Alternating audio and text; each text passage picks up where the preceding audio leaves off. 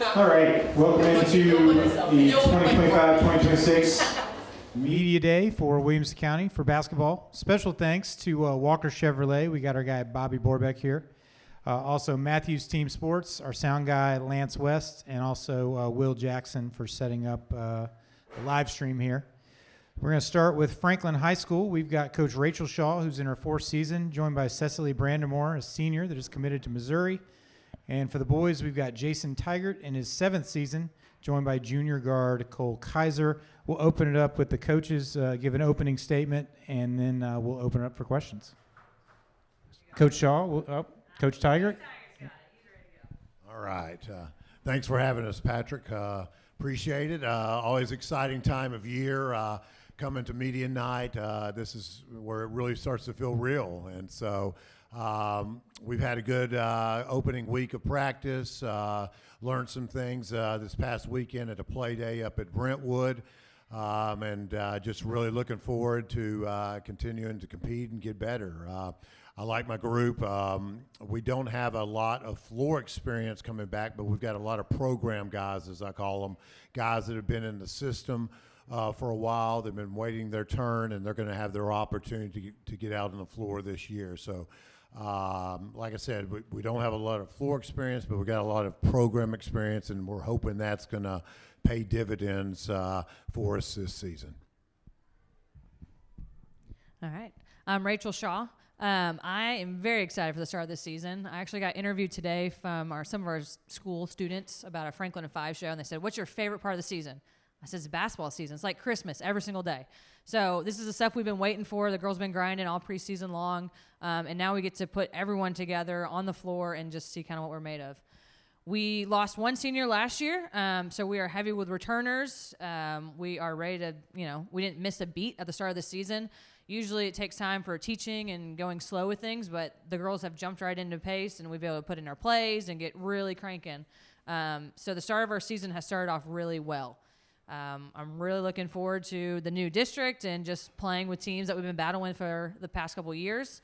I think we've got a strong backcourt, strong front court, and I think we're excited to take any opponent we got coming. All right, we'll open it up to questions. Well, Chip Cirillo here from the Williamson scene. Coach, this is for both coaches actually. How many starters do you have back, and what do you think about your chances for a good showing in the district or this year? We return one starter, so we lost quite a bit of our game production. We have a couple starts from one full-time starter returning and another guard that got some starts. Like I said in my opening statement, not a ton of game experience, but with guys that have been around and like we know what we're doing. It's not it's not a complete overhaul from a system standpoint. Yes, we don't have that rim protection, just hanging around the rim with Christian Brown being gone, but from a system standpoint, the language that we talk, the terminology, guys are very familiar with that. So even though we did lose a lot of starters, we still, it's not like a complete start over by any stretch. On the girls' side, like I said, we graduated one senior. So we're turning 4 starters, and the next starter up in line got a little bit of starting time towards the end of the season just because of injuries and the way things were flowing. So like I said before, we're not really going to miss a beat. We're ready to go starting out the gate.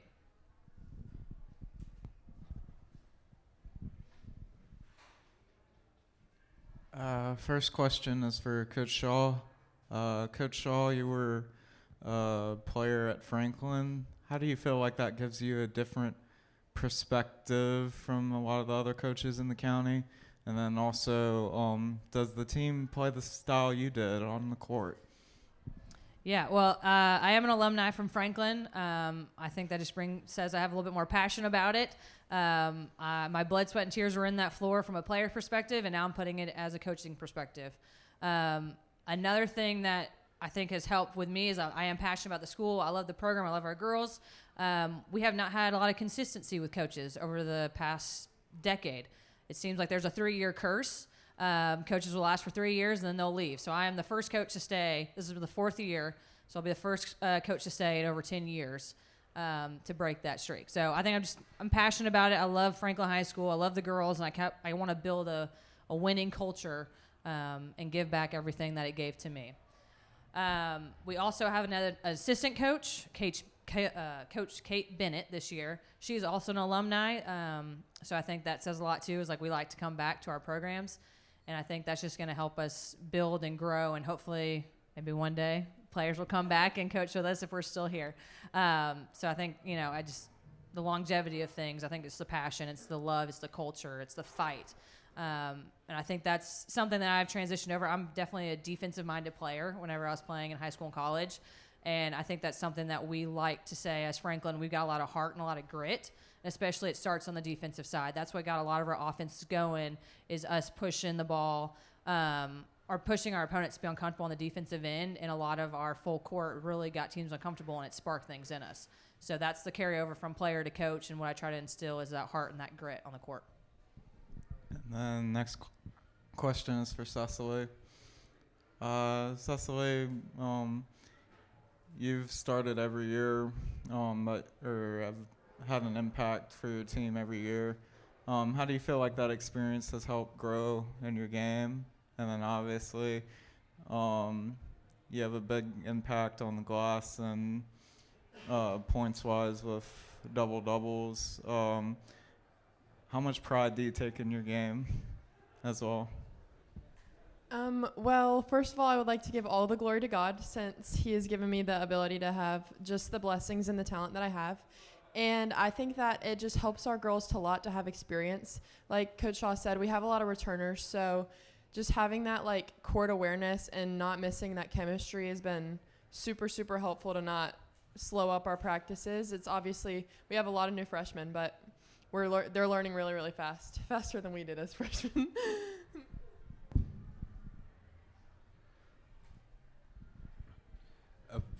For the coaches first, I know it sounds like everybody brings this up every year, but 3 years ago, the TWSAA tabled the shot clock discussion for 3 more years, so we're kind of coming up on that time where it could start to pick up again. What are your thoughts on a potential you want a shot clock or not?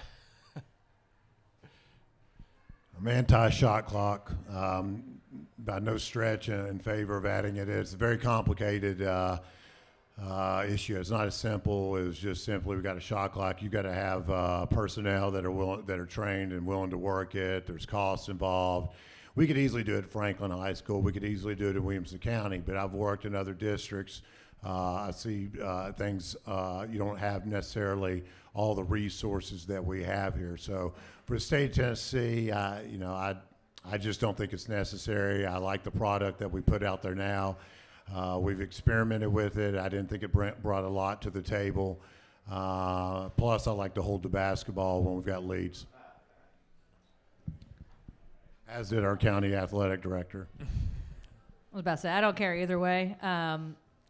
For the girls' side, I don't think any team's really holding the ball for longer than 30 or 35 seconds. So I don't think it really have that much impact on the game. And we don't do stall ball. So I got nothing. Well, and then, teams need to get out there and guard somebody. If they want to turn you over, they need to get the basketball back. Let's go defend. So just to think that the shot clock's going to bring some magical and make the game that much better, that's just not a reality. For both, I'm not going to be able to slow her down, so there's no point in putting a shot clock in. for both players, have you ever over the summer in any other kind of event played with a shot clock? And if so, what did you think about it?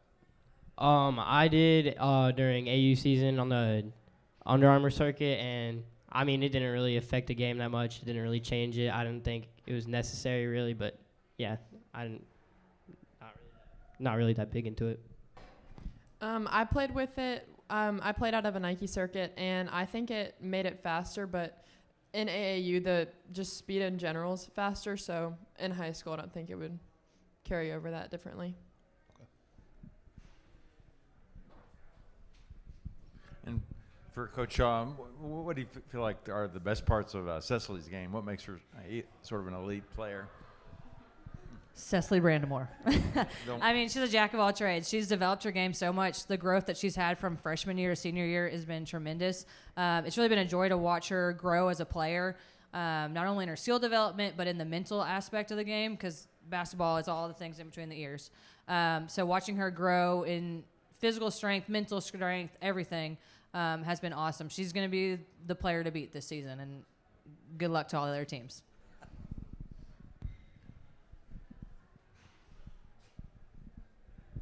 All right, this is for the players. Who are some other people we need to watch out for on your team this year? A guy on our team that people should look out for is Colin Robinson. He's really shifty guard, quick, can defend, he can shoot, he can create for others. Also, Conrad Jones, he's an elite shooter. He'll be looking to shoot some threes this year and make some noise for us. And Carson Vaughn, he's very long defender, gives it his all, works hard. That's who y'all should look out for. You guys should look out for Molly Forrest. She's a really good post. She's running quick and always knows where to pass. Mary Henson also knows how to pass really well, threading a needle right through. You don't even know where that pass is going to go. But Perry, our point guard, is getting better about handling pressure and really just tough situations in varsity and having that experience. So we just have a bunch of guards this year. All right. Also for the players, any unique coach sayings or quirks that your coaches have? Not really unusual, but we have like a motto every year. Last year ours was iron sharpens iron. Like we have to give it our all every day and make each other better in practice. And this year our motto is Alpha and Omega. So it's the start and the end. So we got everything in between the start and the end. We got to give it our all. Well, my least favorite one is probably baseline, because we don't really like to hear that one very often. But it's really just like work hard, keep going, you got it. Just a lot of confidence building in our program. All right, this one's for the coaches. How do you guys feel like the last several years you've had all the Williamson County schools together in your district? Now it's split in half. Any opinions on that, splitting into a 5-team and now 4-team district? Yeah, very disappointing. I liked the much larger league. I liked playing everybody in Williamson County twice. I'm not a fan of 4 and 5 team leagues where district tournaments are irrelevant. So I much prefer the system before where we were all together. I agree. I think Williamson County is a very special community, and by separating the districts, we just lose some of that charm and that joy, because we have a lot of community members that have no affiliations with the schools anymore, but they just want to come and support. And I think by breaking up the district, it'll actually hurt some of our community strength and fan base because of it. I think we should go back to the original 8. I know Fairview being smaller, they're not involved in it, but I think that original 8 group is just a core good district to have.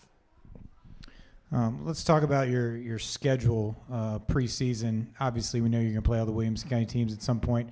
Are there any big matchups you have in November, December that you're really looking forward to? Well, we always love competing against Hillsboro. That's been a lot of fun over the years. Them being the defending state champions adds a little bit more to that. So that's a matchup. Super excited. Got a road game. Warren County returns a lot. This is a team that we eliminated last year. They basically return all their production, and they're expecting big things down there. So to take a long road game and what we anticipate to be a hostile environment down there in McMinnville should be a lot of fun. And as usual, a tough Williamson County schedule is always fun. Night in and night out.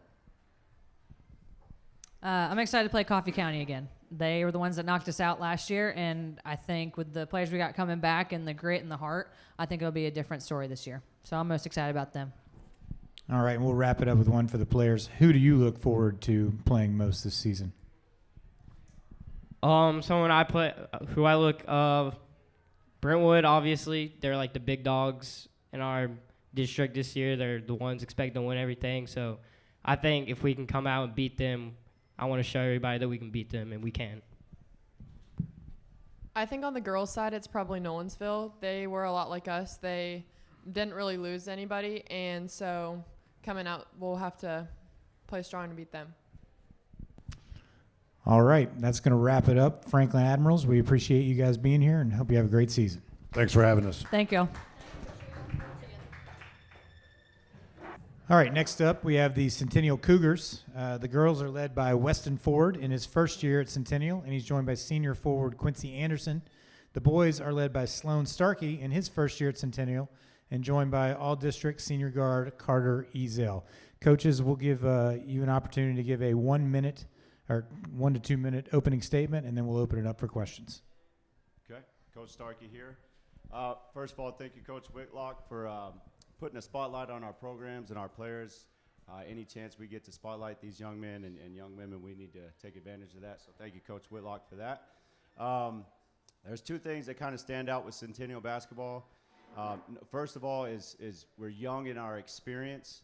Not necessarily young in age, but young in our experience. We're going to start 4 seniors and 1 junior. And really the only one that has meaningful varsity minutes is this young man standing next to me. Everybody else is really lacking in that experience. I think about guys like Matt Barton, who may have played some substantial minutes last year, but he's going to be put in a position that he's never been put in for varsity basketball. So we're going to expect a lot out of Matt Barton. Burt Keaton is another guy that comes to mind. Again, did not play any real meaningful minutes last year as a sophomore, and this year he's going to have to do a lot for us to be successful. Izzy, another guy that comes to mind. He didn't play any minutes at all last year. And then Carter Souls is our 5th starter. Again, another young man that has not played varsity minutes. So young and experienced for sure. But with that, I think the biggest thing that kind of stands out to me is we're hungry. These guys are super hungry. We had an incredible training camp. We scrimmaged this weekend, and it went very well for us. So I think about these guys, and these guys are ready from what it looks like. Driven and hungry is the two things that really stand out. I know this much. If we have Carter as our leader, we're going to be in a really good spot. I've been doing this for 16 years now, and I have not been around a more well-rounded student athlete in Carter. So we're in a good spot.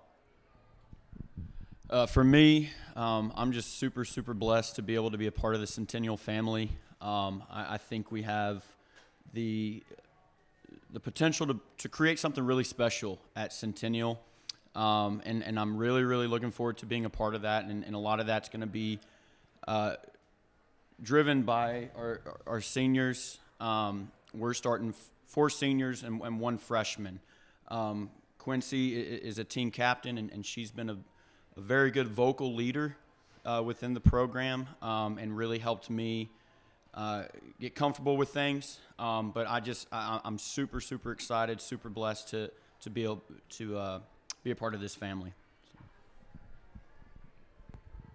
All right, we'll open it up for questions.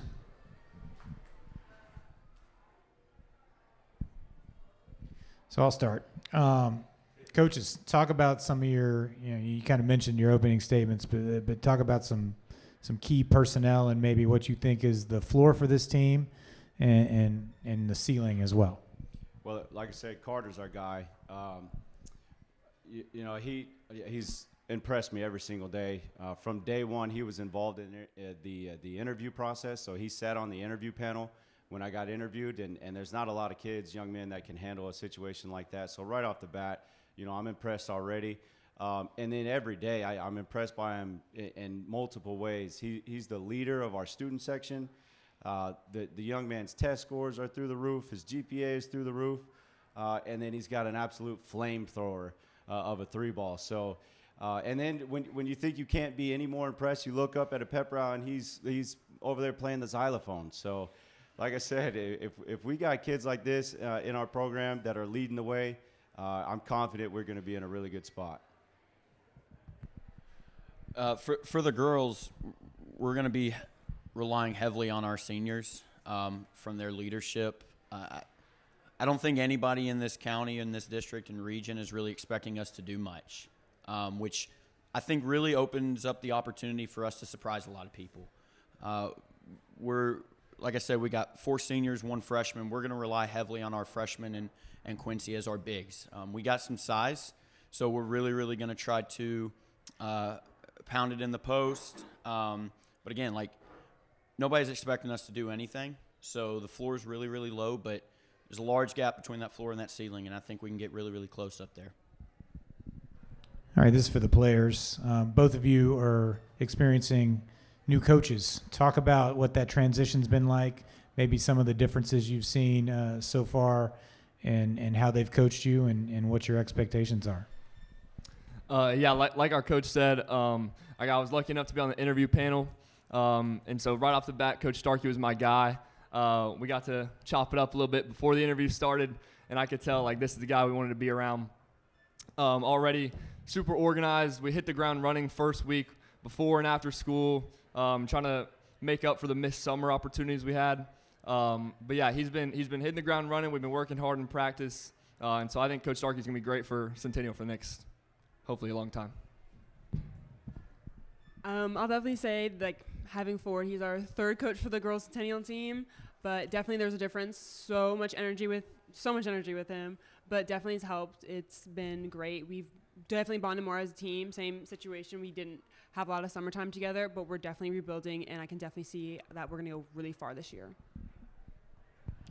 Coaches, talk about, since you're both in your first year, what was attractive about taking the Centennial job, and what makes that, a place you want to be at? For me, I was in a position where I wasn't actually going to try to coach. I was just recently getting off of being married, trying to kind of start my family, and I was really, really focusing on that. But Coach Whitlock reached out to me and drew a lot of attention to the program that I hadn't realized. Met with the principal, met with the athletic director, and just really, really appreciated the intent that they had towards these programs. And that drew me in as a coach. As a coach, when you have the support of the admin, it makes the world of a difference. So I really felt like the Lord was calling me to come into Centennial and coach there. And since I've accepted it, it's been nothing but it's been fantastic. It's been great. Yeah, for me, Dr. Glass was key in coming to Centennial. I had great conversations with Dr. Glass. Centennial is in a great spot athletically. They produce really good teams in Williamson County, 4A basketball, and so conversations with Dr. Glass and just the reputation that precedes Centennial and Williamson County is what drew me here.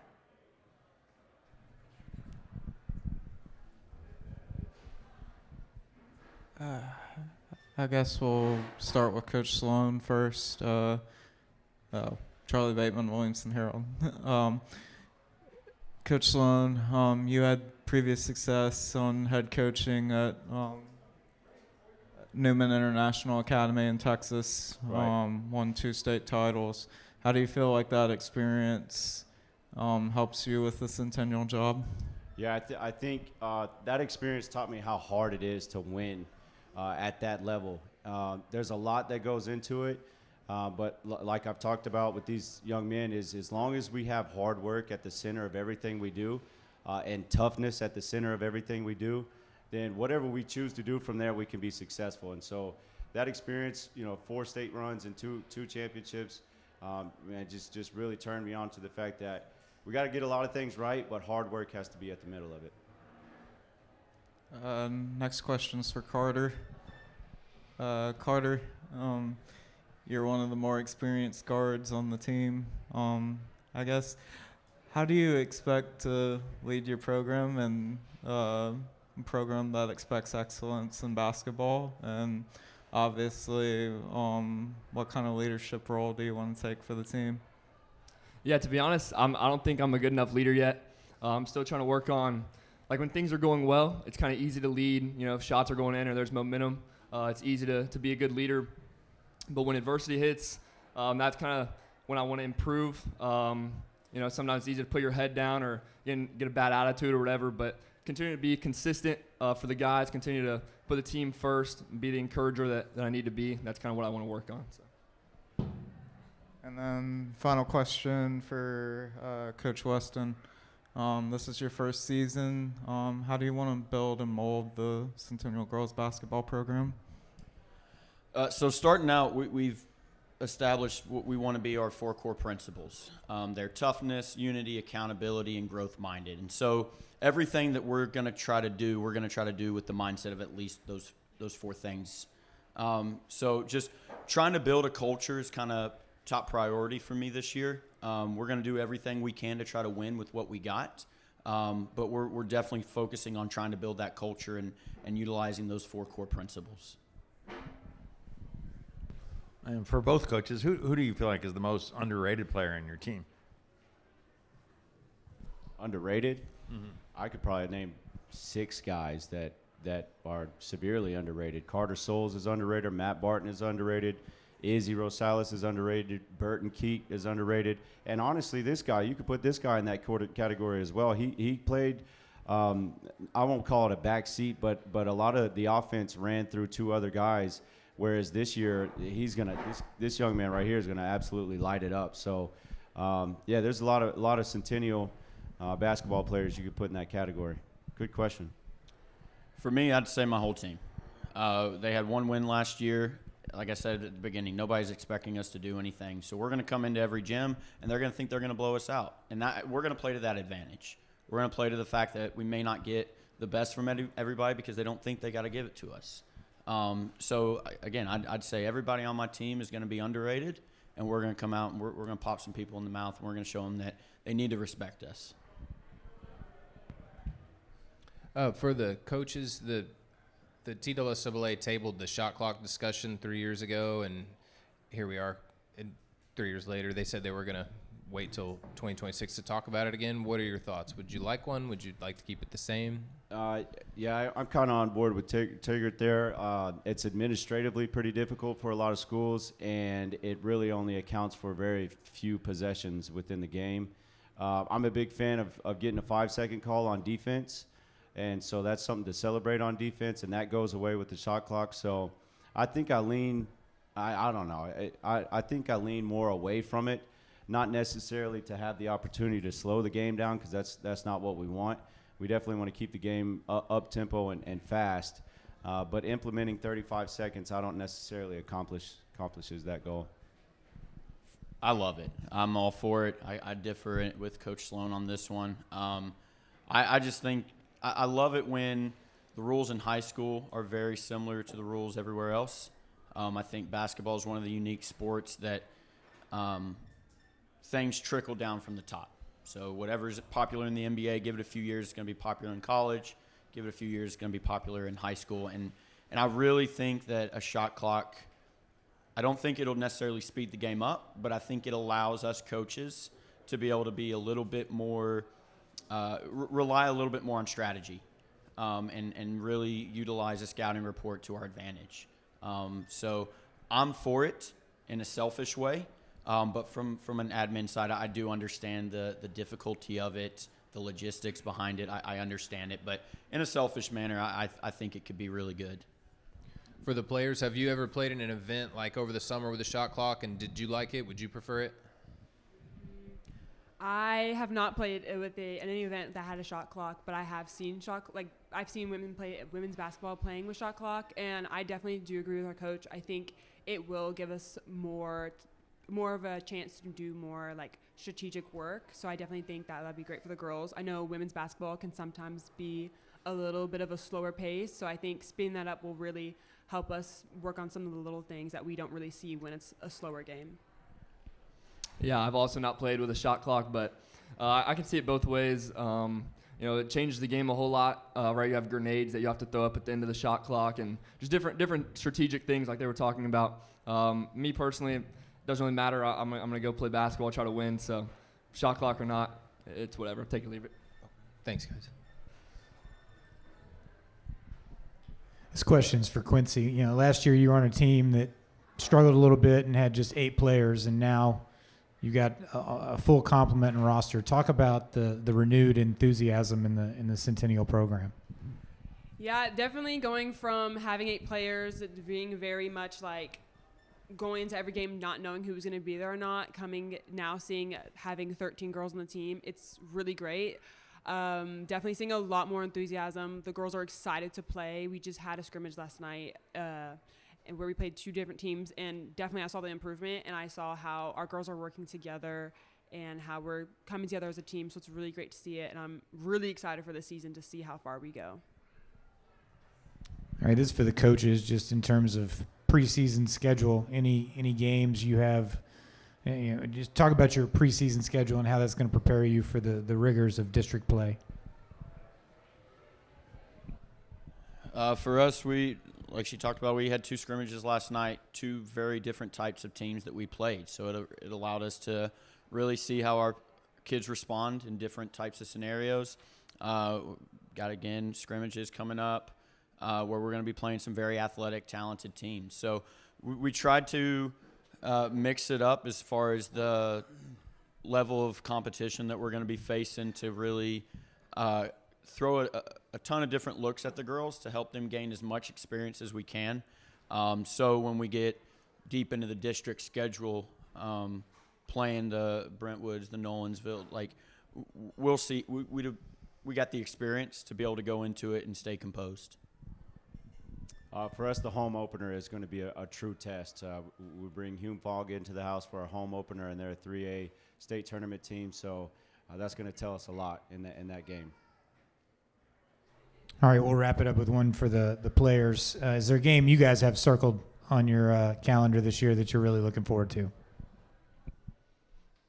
I don't know. Any district game is super exciting to me. In the past, they've all been super close games. Anyone can beat anyone in our district last couple of years. So, staying super locked in for every single game, not getting lazy on any of them or underestimating any teams. So, any district game is what I'm looking forward to.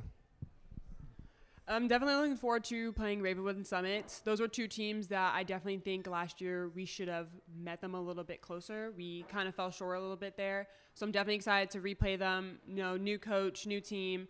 I'm ready to take this new attitude and go into it with the district. So I'm really excited to play those teams. All right, we'd like to thank you guys, the Centennial Cougars. Hope you guys have a great season, and thanks for being here tonight. All right, next up we have the Brentwood Bruins. The girls are led by Coach John Wilkins in his 2nd year, and he's joined by senior Paige Morris. And the boys are led by Coach Troy Crane in his 2nd year as the head coach at Brentwood, and is joined by senior guard Hudson McKnight, who stole my haircut, but that's all right. So, coaches, we're going to open up with an opening statement, and then we will have some questions.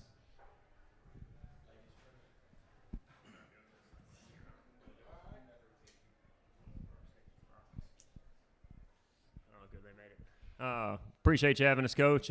Excited for 2nd year here at Brentwood.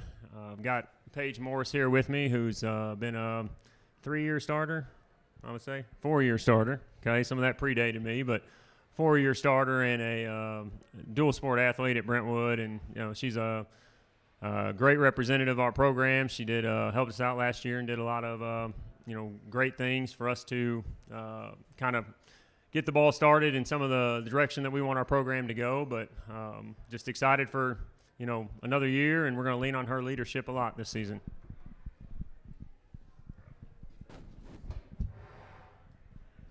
Also appreciate you having us out.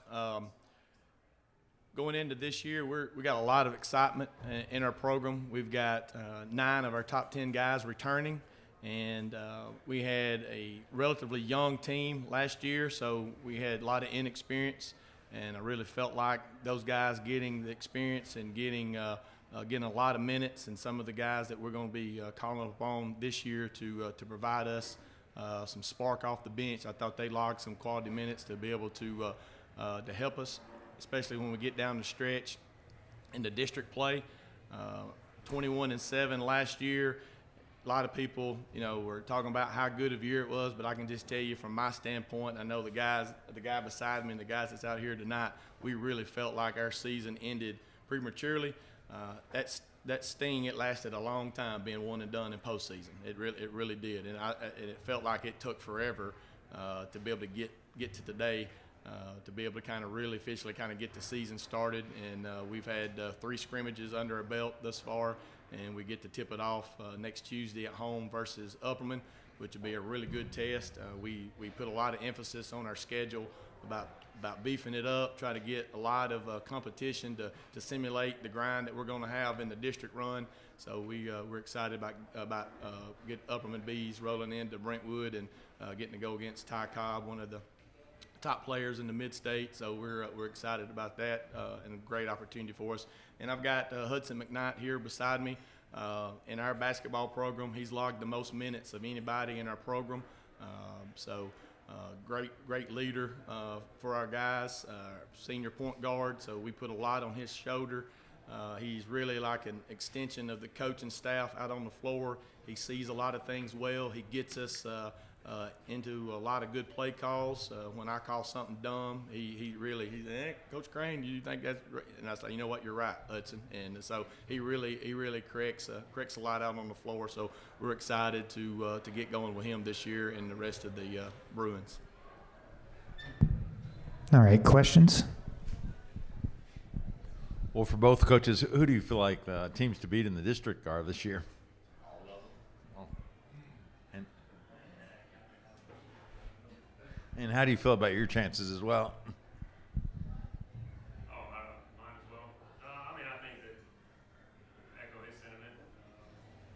Everybody wants a chance to beat Brentwood and loves an opportunity to do that. I know that I feel like our side is pretty stacked on the girls' side. Obviously, Cecily at Franklin's gonna, be a player to watch. Getting recruited pretty heavily across the state. Some Power 5 schools looking at her, and Nolensville, very well coached, and they've got a lot of good pieces across the board. Ravenwood was young last year, and all those kids are back, and Centennial's got a new staff that's kind of getting them going and getting them revitalized. So I don't. Coach said that, kind of tongue-in-cheek, but I know he means it, and I do as well. I don't think there's a night that we're going to be able to just show up and play. We're going to have to work every night. Yeah, piggybacking off of that, I use our league for an example. Last year we were all combined into one district, and then with the reclassification, we're getting split up into a 5 and a 4 here in the county. But our competitiveness in our league is night in and night out a grind. And perfect example, last year, Franklin and ourselves, we finished tied for first place, and neither one of us made it out of the. We won and done in the district tournament, and then they didn't make it out of the region. So that just shows you how you can have some early success, but as the games go on through the year, this district is well coached. One of the most well coached districts that I've been in. I'm going into my 28th year as a coach, and top to bottom, these guys, they scout, they work hard. We can be having baseline out of bounds, and you make a play call, and the entire coaching staff on the opposing team is yelling the play, telling you where it's going, that type deal. So you really got to be prepared night in and night out, and you can't take anything for granted, because if you don't come and play your best, you're going to come on short end of the stick more times than not. And then again, for both coaches, who's the most underrated player on your team?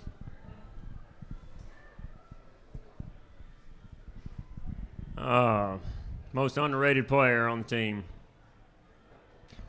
We'll have a lot of new faces that'll see the floor this year, and so coming into the season, I think there'll be a couple young ladies that'll have an opportunity to surprise somebody or catch them off guard. Paige being here is one of our seniors and leaders, as I said earlier, but she's got a couple other senior counterparts that I think both of them are going to play big roles this year, and that's Bella Foss and Maggie Buckley, 2 girls who, Bella battled a couple injuries last year off and on, but when she was healthy, she was showing us a lot of positive things in spurts, and her stock was rising constantly, and Maggie played whatever role we needed her to last year, but going into the summer and off season, both of their roles changed, and you know, they've both been up for the task and they're excited about it. So to give you two for one there, I just don't really feel like I could leave either one of them out. But I think they're both going to have an opportunity to step up and kind of, you know, make some noise this year. From the boys' side, you know, it's in the community. You hear, you know, people talk. You hear other coaches talk. And then one of the great things about being a basketball coach is that you also get to play janitor when the games are over with, and you go to the locker rooms and you see what's written on the dry erase board and scouting papers left in the floor. And, you know, Davis Cochran and Hudson McKnight and Jackson McCutcheon, those are kind of identified as the big three that garners everybody's attention. But, man, we've got some guys, I think, who got some experience last year, like Luke Matthew and Jake West, and then a guy that's kind of in our program, I think, that's really kind of come on the scene. It's going to kind of really be like a transfer, is Gray McAdams. He had an outstanding summer, and you can really expect to really see him to contribute. And then Parker Emerson, once we get him plugged back in from football, him and Gray are still playing football, so getting those guys back in. But I think a lot of those guys are you're going to see be major contributions. And then we got a guy like Luke Purefoy and Asher Hahn. Those guys have been program guys and worked their way up, and their time is now. And they, you know, like Luke Purefoy is an outstanding three-point shooter. I really like the things that he does off of ball screens and stuff like that. So you're going to see him contribute a lot. And then Asher Hahn, with his size being at 6'7", I think complement Dave and Jake West inside to give us some size, and just really looking for big things out of them. Charlie Bateman, Williamson Herald. First question is for Paige. Paige, your team style, you like to shoot a lot of threes. Do you like that your team is so dependent on one way of scoring, or not so much? We were definitely really good at it last year, and we'll still be good this year, but it'll be an adjustment, and I think we can definitely get downhill more and not rely on the three so much. But we're still good at shooting, and we're working on that in practice, but I think we can definitely drive and dish it to our post that we have this year. We have a girl who's 6'3", so I think that will be a good help to contribute that to our offense. So yes, we'll still shoot, but I think we need to drive it a little bit more this year. And then last question for Hudson. Hudson, your team returns a lot of experience this year. Do you feel like that's a good thing or a bad thing with how competitive your league is? It's definitely a good thing, you know, like late stretch of games, having experience just to know what to do, and especially our chemistry that we've built last 2 years. It'll be big for us, like big games, late in the games. I think it'll be very helpful.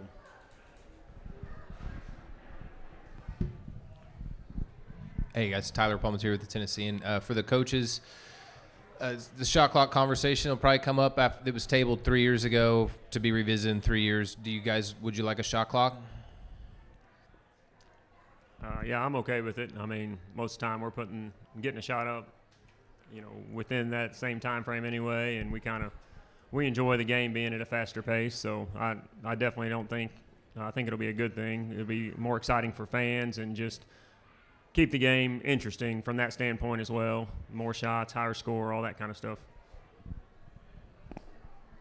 I agree to what Coach Wilkins is saying there. I think the game, the way it has evolved, it's more about, you know, all five players on the floor being able to get downhill, everybody that checks in being able to shoot the three. So a lot of times, you know, data shows that within the first 8 to 10 seconds of your possession, once you cross half court, is your best available shot. So I think just the quality of basketball, and then also too, it not being high school basketball not being as big of a disconnect from the college game. I think keeping it very similar and keeping the pace and flow of it, I think, is just, provides better quality of basketball.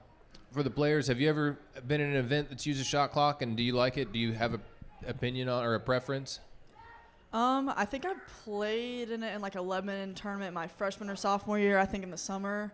We were playing some really good teams at that tournament, and I don't really remember, but we played fast back then too, so I don't think it's going to be much of a difference. But yeah, I'm good with it, and we like to shoot the ball and play fast, so I think it would be fine with us.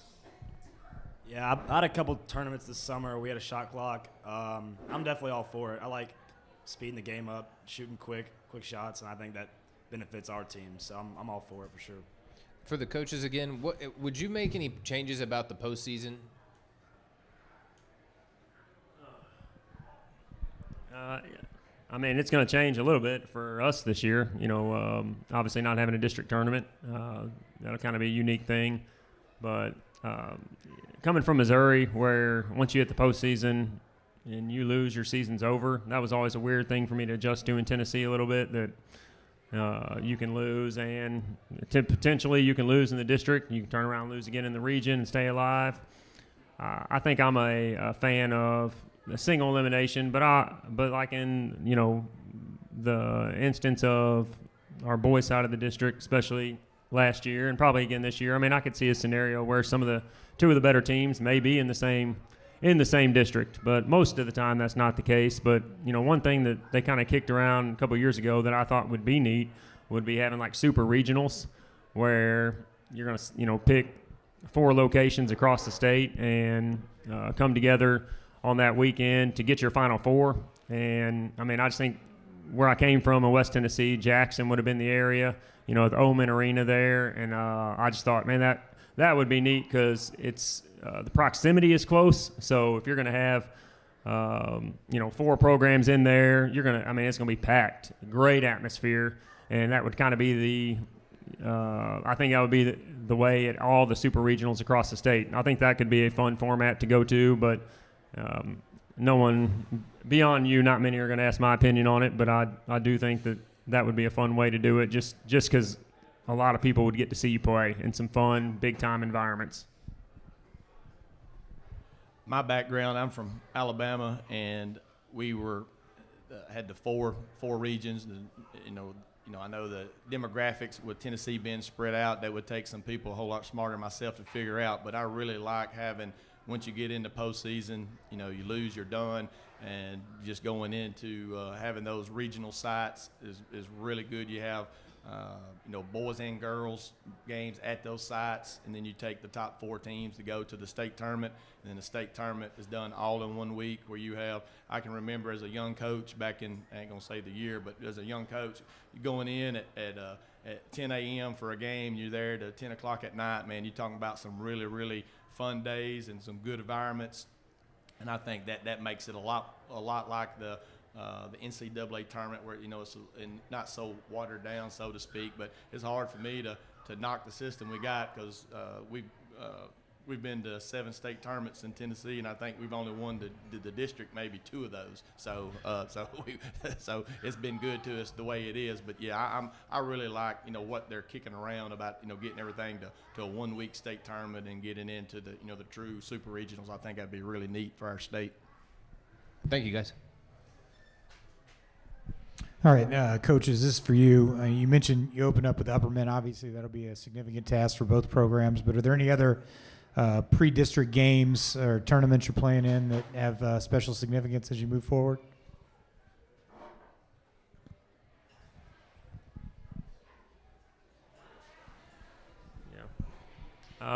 Yeah, we're going to play as far as pre-district. You know, we always – Coach kind of alluded to this earlier too, but just try to find some of the best teams that you can find across the state to play in those games leading up to district play, because outside of, you know, parents, whatever, your local community, like your record, ultimately you lose a game, like, but you're getting better, playing better competition. So we've got several early. Some of the holiday stuff, you know, we're going to play in a Thanksgiving Classic at Lebanon and see a couple good teams there. We're going to play in, I think it's going to be the tournament Page is putting on at Christmas. I think they've got 2 or 3 8-team brackets, which I think will be kind of neat.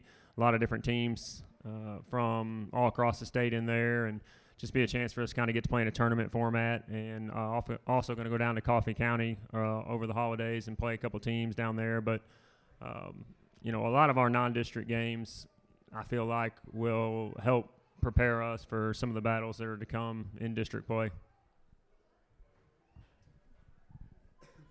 Yeah, it was important Coach Wilkins and I sat down in the off season and kind of start putting a schedule together. We've got like Upperman coming in, which is a good test for both programs, and then I really like every year trying to get Blackman on the schedule because I think Blackman, Coach Workman is kind of the godfather of high school basketball here in the mid-state, and I think his program kind of really gives you a good measuring stick of where you're at, and I think he does a really good job of exposing your weaknesses early. So I know like last year we went over there and we got it handed to us pretty good, and it kind of opened these guys' eyes to some things that we had to do, and we were lucky enough when we played them again, we got some of those things corrected, and we ended up winning that game. But I just really think playing that type of competition really helps you as you get into the meaningful part of your season. And then Thanksgiving we're going to the Lebanon Classic, and I know we got Lipscomb, which is features Cam Blevins, so that's going to be a good test. And then we're after before Christmas we're over at the Adidas Shootout at Riverdale, and I know we got East Hamilton and Laverne in that. And then we get into after Christmas we got the Battle for Nashville, and that's y'all know what that's turned into. It's one of the if not one of the top tournaments in Tennessee, it's one of the tops now probably in the Southeast. So really excited. These guys hit me up early last year, and they said, hey, we want to get in that. They were, wearing me out because they would go watch it themselves, and they just love the competition and the atmosphere. So we was able to get in that. So we're excited about that opportunity. Last one for the players. Is there a specific game you guys have circled on your calendar this year that you're looking forward to?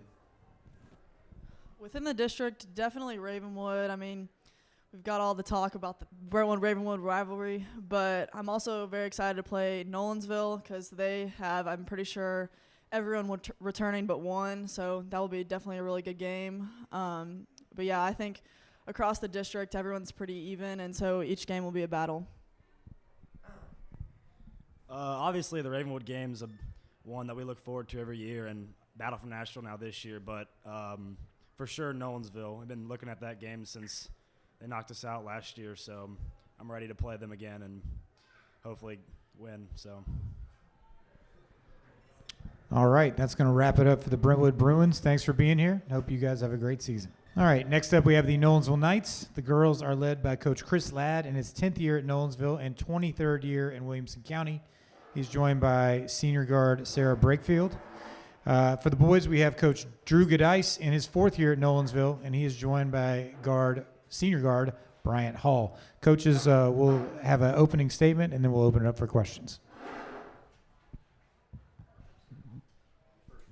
Okay. Just kind of about the season. Yeah, we're excited this year. 5 seniors coming back, some good young players. Felt like we were pretty competitive last year in our district, so just looking forward to getting out there with our team. We only lost 1 senior last year, so kind of have the same team back, and just hoping to have a successful season. Looking forward to getting started next week. Yeah, for us, so kind of some unexpected roster changes over the offseason, but I think the most important ones are the ones that are returning. Chris Johnson's an all-region big man last year, so he's back again as a senior. Sitting up here with me tonight is B.J. Hall. He started games all 4 years. He's one of those guys who, man, he's still around type players that for the other coaches probably feel that way. By the end of the season, he might be our all-time steals leader, all-time leader in games played. So those 2 guys have played a lot of minutes. We're excited to have them back. And Rylan McKelvey is a big-time transfer for us from Centennial. So those 3 will carry a heavy load. And 2 other seniors, Isaiah Struford and Brody Cooper. So 5 seniors that return some good experience, but not necessarily all together. And then after those, we have a cluster of 5 or 6 sophomores and juniors who they're going to have to grow up. They're going to have to really contribute varsity minutes. They might not have been thinking they were in the summer, but they definitely will be this year. So those 5 or 6 underclassmen are going to have to really fill some big roles for us. All right, we'll open it up for questions. For both coaches, who is your most underrated player? Underrated for us, I would say Brody Cooper. Number 2, he's a lefty. He's a senior. Just one of those. I heard Coach Tiger on the way over here say program guys. He's a program guy for us. He just keeps getting better. Played a lot of JV minutes as a junior.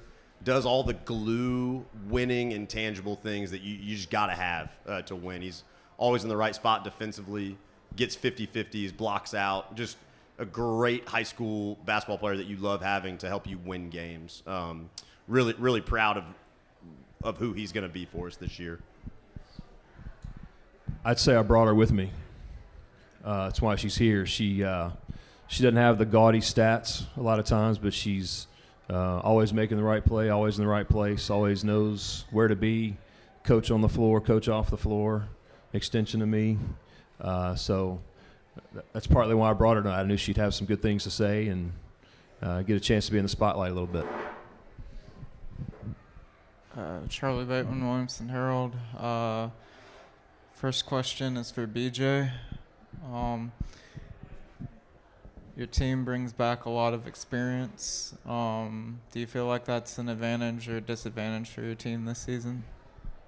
Oh, yeah, most definitely. I think it's really good to always have seniors coming back. Obviously, we have 5.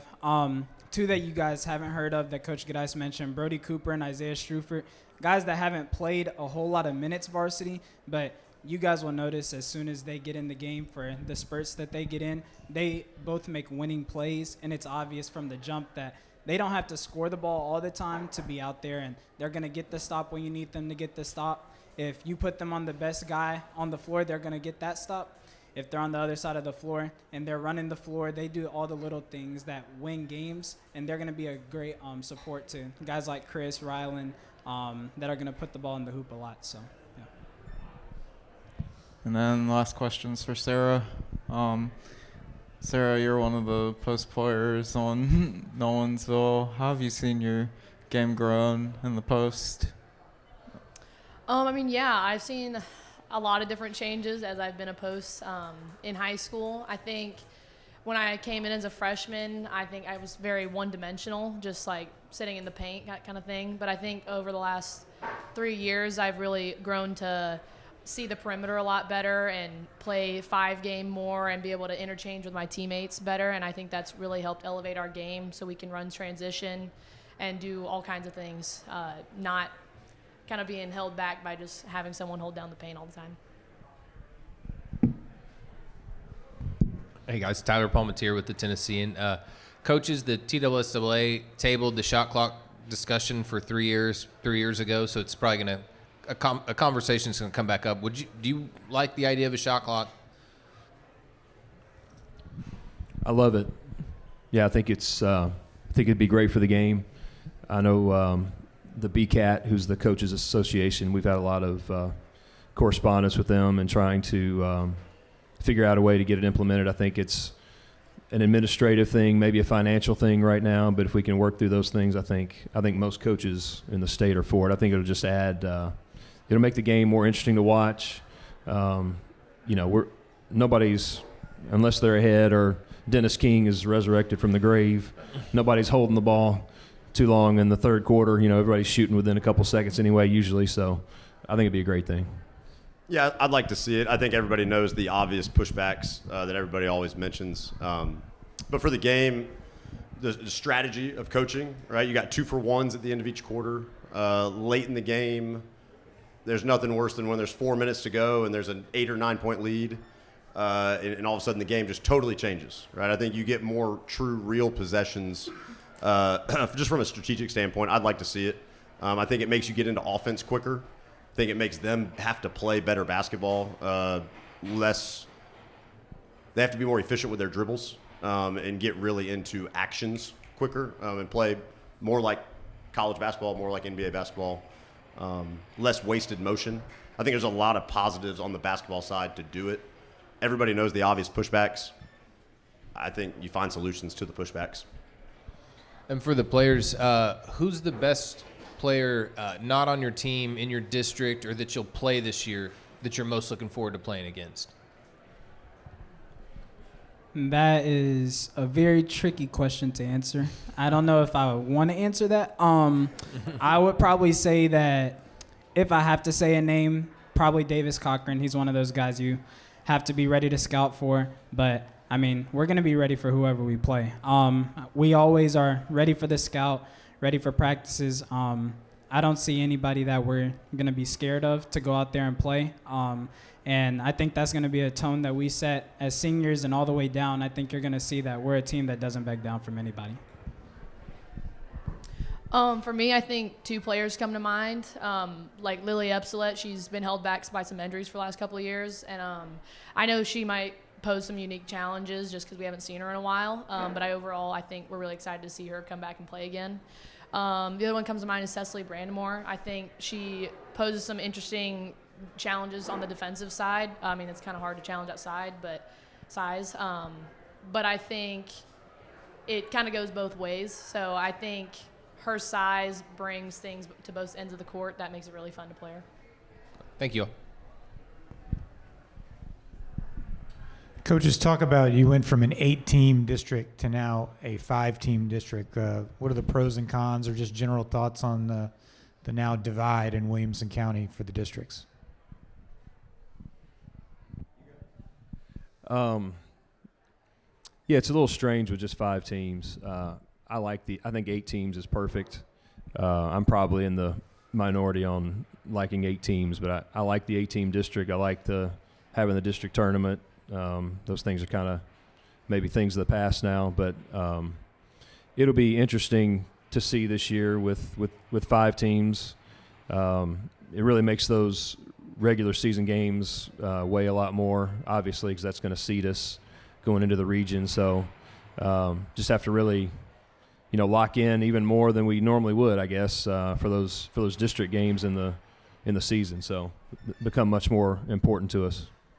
Yeah, I think having a 5-team and a 4-team district and not playing the district tournament obviously makes those regular season games more weight carries there, but I think there are some pros. I think there's not nearly as much of a grind, I think, when you get in January and February on the turnarounds.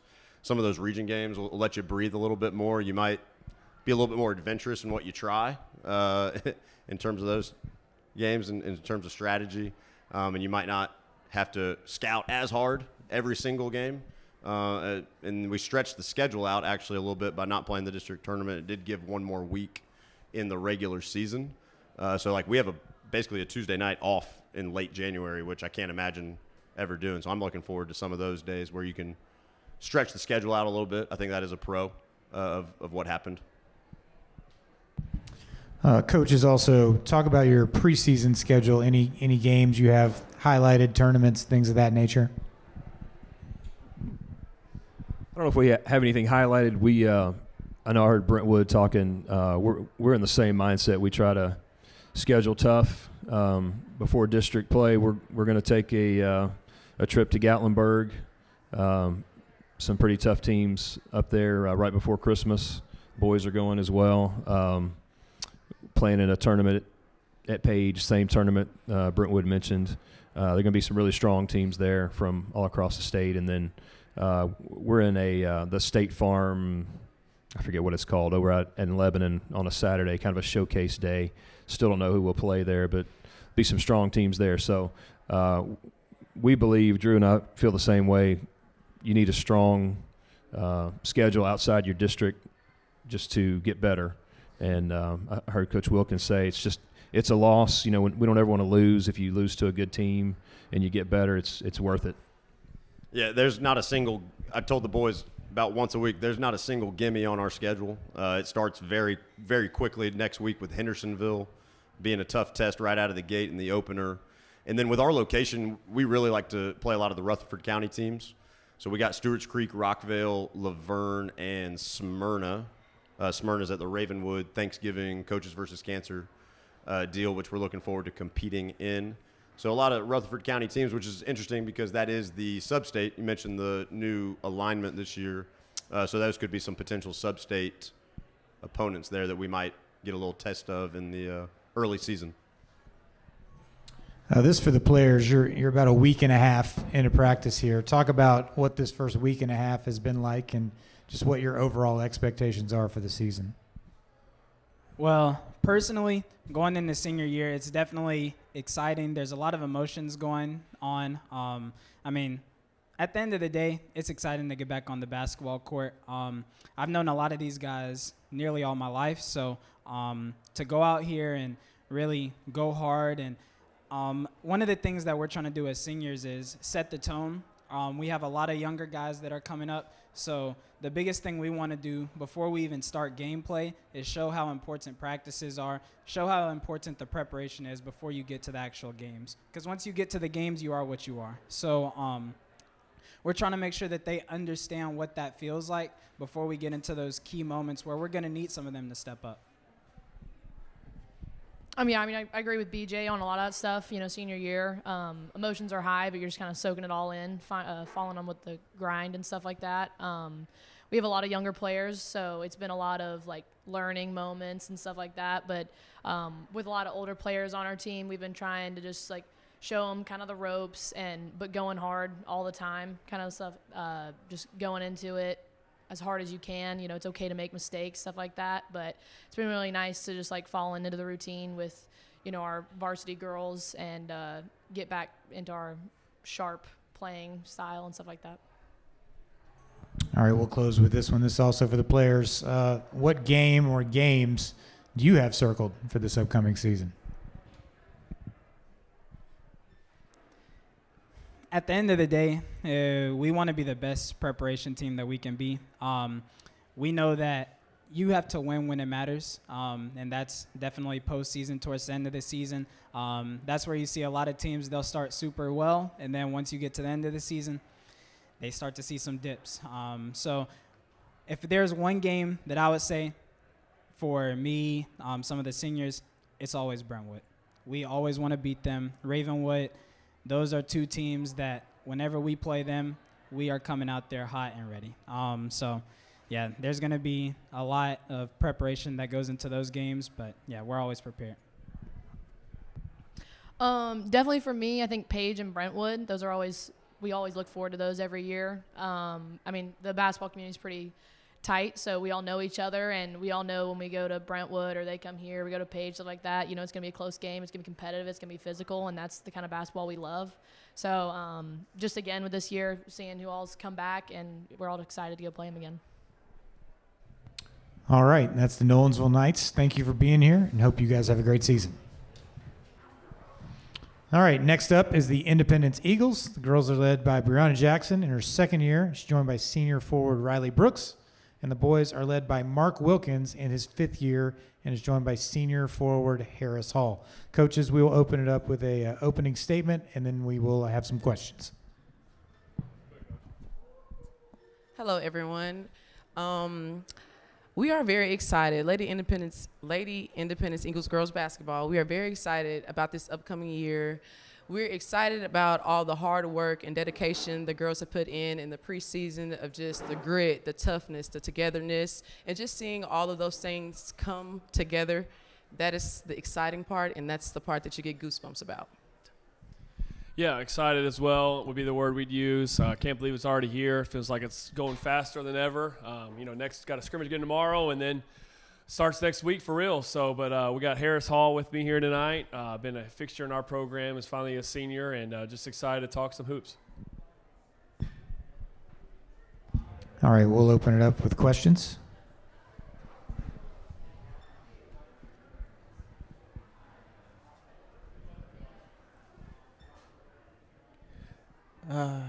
Charlie Bateman, Williamson Herald.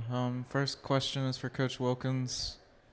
Coach, your team lost a lot of players from last season's team. How does your team plan to regroup with the talent you got this season? Yeah, we've been blessed to have about 3 classes here in a row, about 7, 8 seniors, and last year's group, except for Harris, I think, and Kobe, we're pretty much played all the minutes, and so we're excited. That group is a special group. But also, I think these guys are ready for their turn now. Harris stepped up there towards the end of the year. Kobe Jackson played a lot of minutes there towards the end too. And so we have a lot of more roles this year to replace than we have in years previous. But these guys have seen it done, and they want to have their chance at it. So we're really excited to put some new faces on the floor next week. And then Next question's for Harris.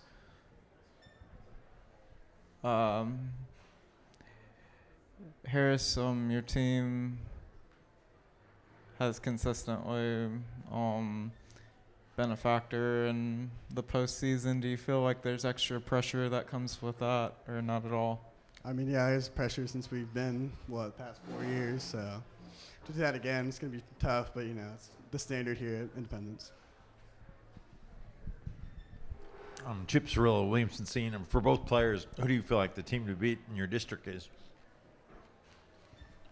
Obviously Brentwood, but, every other team's just as good as them, and, we can compete with all the other teams.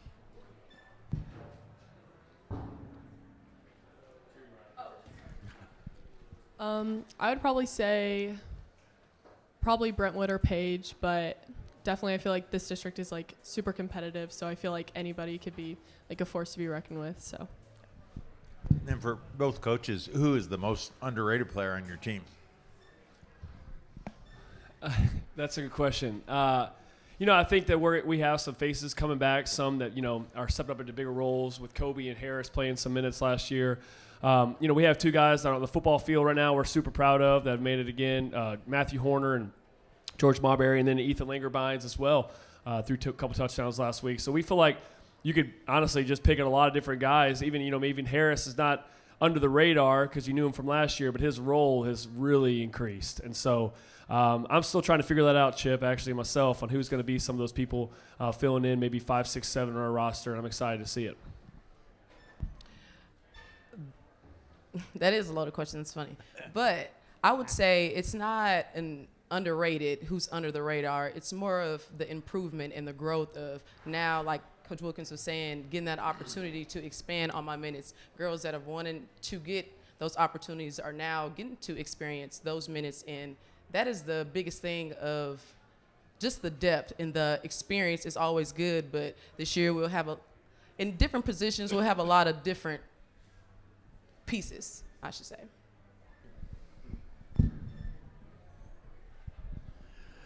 Brad DeShield, Dash to Sports, voice of Summit Athletics. This is to the coaches first. They've changed up the districts a little bit. You're in a 4-team district now, 12, 4A. For both of you, you're still playing competition, that kind of thing. Do you like it? Do you not like it? It seems like the biggest thing with TSSAA that I'm not happy about, they get something that looks pretty good and then they change it. And they're always doing some kind of change. And obviously, I'm sure they're trying to get better, but just your feelings on that. Yeah, we love it being all together. The WCS is the last couple of years. I think it's kind of made our team better, playing everybody every night. And I'm not even sure if Harris knows that our district's split up. We haven't really talked about it a whole lot because our kids treat it the same way, too. Who they play in the other side of the region being, all the Williamson County teams. There's 5 Williamson County teams. They treat that. We don't have to tell them anything to get them excited for that game. And so, technically it doesn't matter for the standings, not necessarily, but it matters to them just as much as any game. And so we're going to have to really convince people that, hey, Columbia is a big game. That's a district game for us. We only get 6 of those in the year. So come out, help us travel, because those really mean a lot for us in the postseason too. So to answer your question, I think it's going to be some of those built-in rivalries. Again, we're playing everybody twice in the region. And then we're going to continue to add Columbia, who's usually pretty good too. So it's going to be exciting again. Very exciting. I just feel like going into every game, you should have the mentality of it doesn't matter who you're playing, who's here last year, who's in this district this year, who's ever switched around. I just feel like the same standard is the standard with whoever you play, no matter who's on what side. You're going to coach them that way, either way. It doesn't matter who you're playing, right? Absolutely, absolutely. To the players, you guys are seniors this year. You got it's a different role for both of you in that, typically on a team, the other players look up to the seniors. What do you want to bring this year to the team and to the court when you play that, obviously maybe you haven't achieved yet, maybe you're working on it. What do you want to bring mostly to the court? I think being more of a vocal leader, because, we lost 6 or 7 seniors last year. So being more of a vocal leader on the court, setting the precedent for the guys. Yeah, follow me. Yeah, I think definitely leadership, especially like Harris said, being a vocal leader, especially I'm the only senior, so I feel like it's more of bringing people along, and we have a lot of players, like our juniors and sophomores, they're very like also very vocal, and they're also leaders, so it's nice to have them.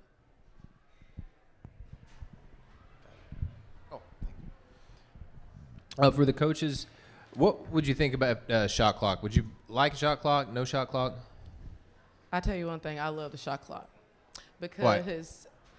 playing at a high level, playing at the D1 level, we always play with the shot clock. We play with 30 seconds, we play with 25, and every level of that with the time, it teaches you the intensity and the pressure to push on the offensive end and not technically just holding the ball or dragging out the offense. I think it helps with the push and the pace and the tempo of the game. I love the shot clock idea. Yeah, we're definitely for it as well. I mean, we've had teams that have scored a lot of points. Last year's team was not necessarily that team. We were trying to score points, though. We weren't trying to hold the ball, even though some of the scores look like we might have.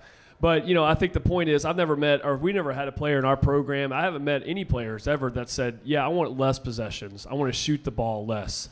I want to score in the 20s as opposed to scoring in the 50s, 60s, 70s. So, ultimately this is a game that is still for student athletes, and coaches a lot of times without a shot clock can really scheme up a way maybe to hold it and shorten the game up. And I don't blame them. We've tried to do some of that at times too.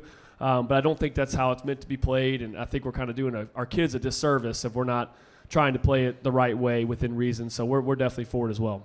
What about, it seems like every other year, the question comes up, but why would now specifically be the right time to do it? I mean, some other states have kind of gone that way in last years, but why would this be the tipping point? Yeah, I just think it has a lot of momentum, like what you just said right there. I think a lot of states have gone there recently, and I think we're running out of reasons on why not to.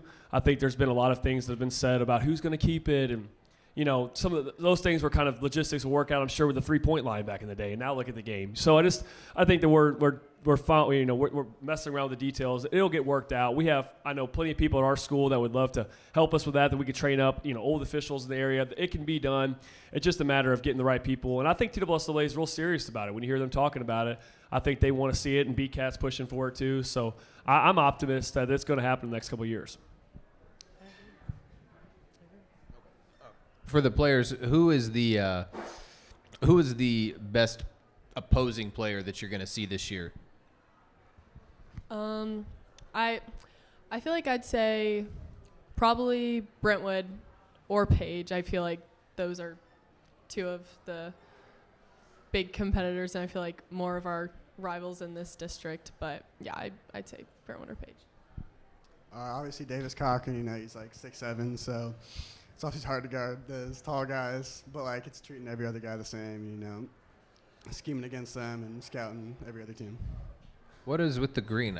Did I miss is that an alternate color for Independence now? We're trying to make it one, I guess. Really? I let Harris pick what we're going to wear tonight, so he wanted to wear the green jacket. So I like it. Yeah. It is an accent color, technically. On TWSAA, it's our accent color. Is it really? Okay. Yeah. Well, that's new to me. All right. Thank you. All right, this is for the coaches, and then we'll want to hear from the players. You're about a week and a half into practice. You don't get a whole lot of time before you have that first game. What have you seen out of your team in this first week and a half that has you optimistic, and what are you concerned about? One of the biggest things that keeps coming up within the last couple of weeks have just been the standard of this is what we show up and we do every single day. It's not going to be perfect. It's not going to look pretty all the time, but just pushing through the small detailed things. Like, we're going to come down to a situation where it's triple overtime, double overtime. Can we withstand those type of situations? And just the grittiness and the toughness of the team has been the biggest standout, I would say, overall. Yeah, I would think a bright spot would be these guys really want to live up to kind of what's been happening the last few years on our program. And, thankfully we haven't had to coach a lot of effort. We've had to coach a lot of mistakes, just mental mistakes and things like that. But, and so I think the effort's really been there. The guys are excited. They've been waiting on this moment for a long time. So that's been a bright spot for us. Obviously, just kind of some things that are concerning, or just kind of what Coach was mentioning too, but just the normal basketball stuff. We're not boxing out, in our scrimmage last week, or making free throws, and some of those small details that we've got to continue just to focus on. We can get in the weeds of all the fun stuff and the X and O's, but if we don't do those simple things well, it's not going to matter that much. And I think to echo to that, like Mark is saying, the consistency. I think that was sum up of everything of what we're saying. It's just like, if we don't push the standard of the consistency every single day, everything that we're talking about, it kind of just goes one ear out the other. So that's the standard of just trying to be consistent, more consistent. And the players, what have you guys seen this first week and a half that's got you excited? Obviously, we're a super competitive team. I think we can play with everybody. We've got a lot of different weapons on the team. Got a bunch of shooters and great defenders too. So looking forward to that. I feel like definitely, like Coach Brew was saying, our intensity and just like the way I feel like we've been working these past few weeks is just like, it's super exciting, and like everybody's putting in so much effort, and I'm so excited for our first game because I feel like the amount of effort we've been putting in practice is really going to show on the court. So I'm excited.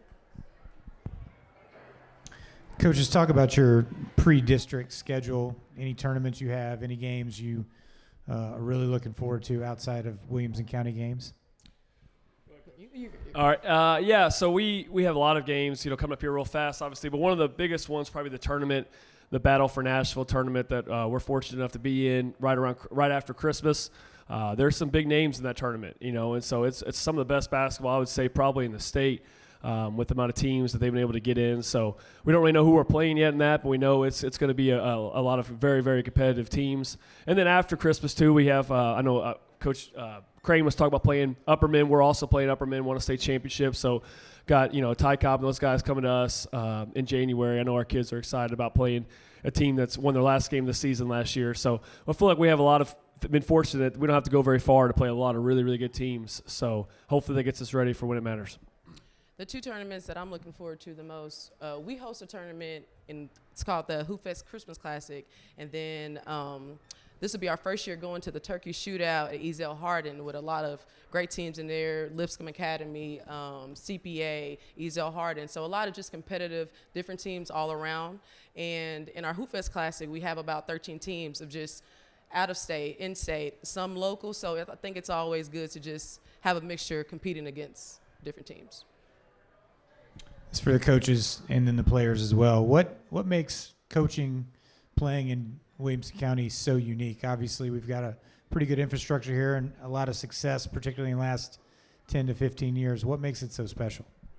I think it's so special for me because just being a part of different counties, Rutherford County, I was in the private school sector, and now I'm over here in Williamson County. I think the special part of it is just getting to build something new, building a different culture, building a different name for the program. I think one of the special parts getting to coach is getting important to the players, getting important to the student athletes.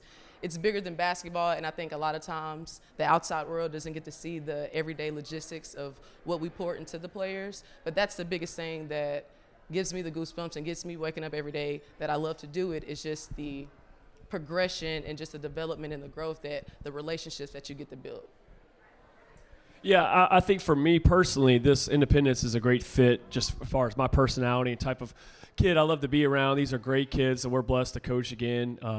So it's just kind of been that way since I've been here. Just, I don't know, for whatever reason, it's been a great personality, I guess, together. And so I feel like as far as Williamson County goes as a whole, I think kind of reflecting back to a preseason, we're not the only our only team that goes before school.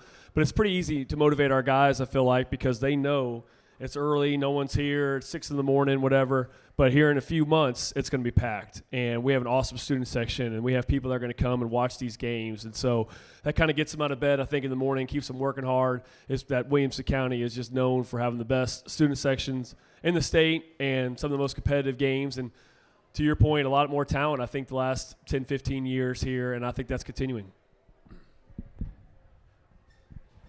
Yeah, I think our district is just super competitive, like all the teams. It's just such a fun district to be a part of.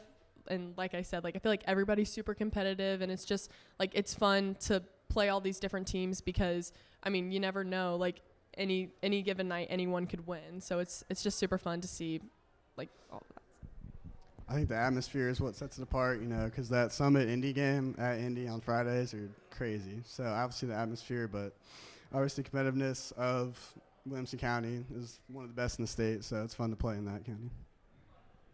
All right, we'll close out with the players here. You kind of alluded to it in some of these other questions, but what's a game you have circled that you're really looking forward to this year? Obviously, Upperman, I think, like Coach said, Garden Tie Cobb's definitely going to be fun. But then again, the Summit game at Indy will be very fun as well. Yeah, I'd definitely say our Summit game at Indy. It's definitely my favorite. But I'm also really looking forward to playing Page this year. So, Coach, I had one more thought I want to say on the front end. I meant to mention about Harris here, too, if you don't mind. It's fun to have Harris here as a senior because his freshman year, I was thinking about this on the way in, we were able to kind of surprise ourselves and other people and get to the state tournament. And we didn't have enough guys. It comes on spring break every year. And so, the state tournament is on spring break. So we had to start searching for people. Harris wasn't even dressing or practicing at all at that point as a freshman, but he was around, and we got to have him come in and help us a little bit that week. And so now just to kind of come full circle and for him to be up here leading our team, you ask our team, who's kind of the person out there leading the charge. Right now it's Harris as a senior, and just super proud of him. And so I kind of went to mention that on the front end. That's the program guy, in this day and age of teams shuffling around a little bit, to see this guy up here leading our team. I know Riley is an awesome kid as well. We're just blessed, I think Coach would agree, just to coach these young men and women this next year. All right. It's the Independence Eagles. Thank you guys for being here. Hope you guys have a great season. All right. Next up, we have the Fairview Yellow Jackets. The girls are led by Coach Isaac Edmondson in his first year, and he's joined by Abby Hammond. And the boys are led by Trey McCoy in his 9th season, and he is joined by senior Jax McCoy. Coaches, will start with an opening statement, and then we'll open it up for questions. My name is Isaac Edmondson. It's my first year as a head coach of the Lady Jackets. We're excited. We got a young team, but we're just looking to stay together and build this year and then for the future. I'm Abby Hammond. This will be my 4th year on the girls basketball team. Like Coach Edmondson said, I'm just really excited to see how the season's going to go and see how successful we can be as a team.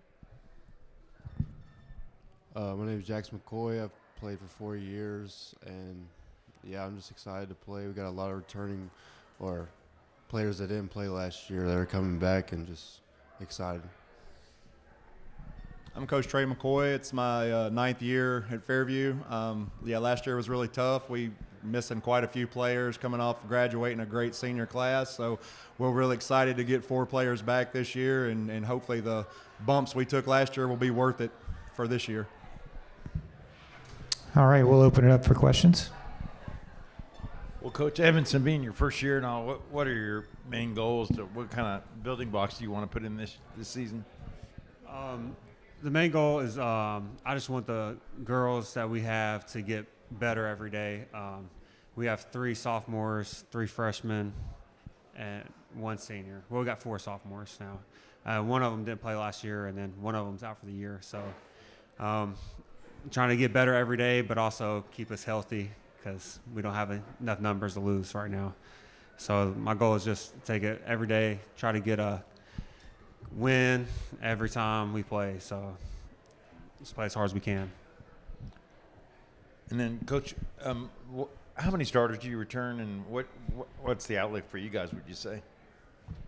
We're returning 2, maybe 3 starters, but we're getting back 4 kids that we didn't have last year. Had 2 injury, had 3 injury, and a couple that were JV only. So I'm really excited about the senior class. And as far as the outlook goes, we really it was uncharted waters for our program. It was a tough year. We went from being not competitive at all to competing to actually winning. So kind of had to reset the program and reset the mindset, but the kids were bought in. They're a hard-working group, and getting back the guard play we're going to have this year, I think we got a chance to just completely flip the script.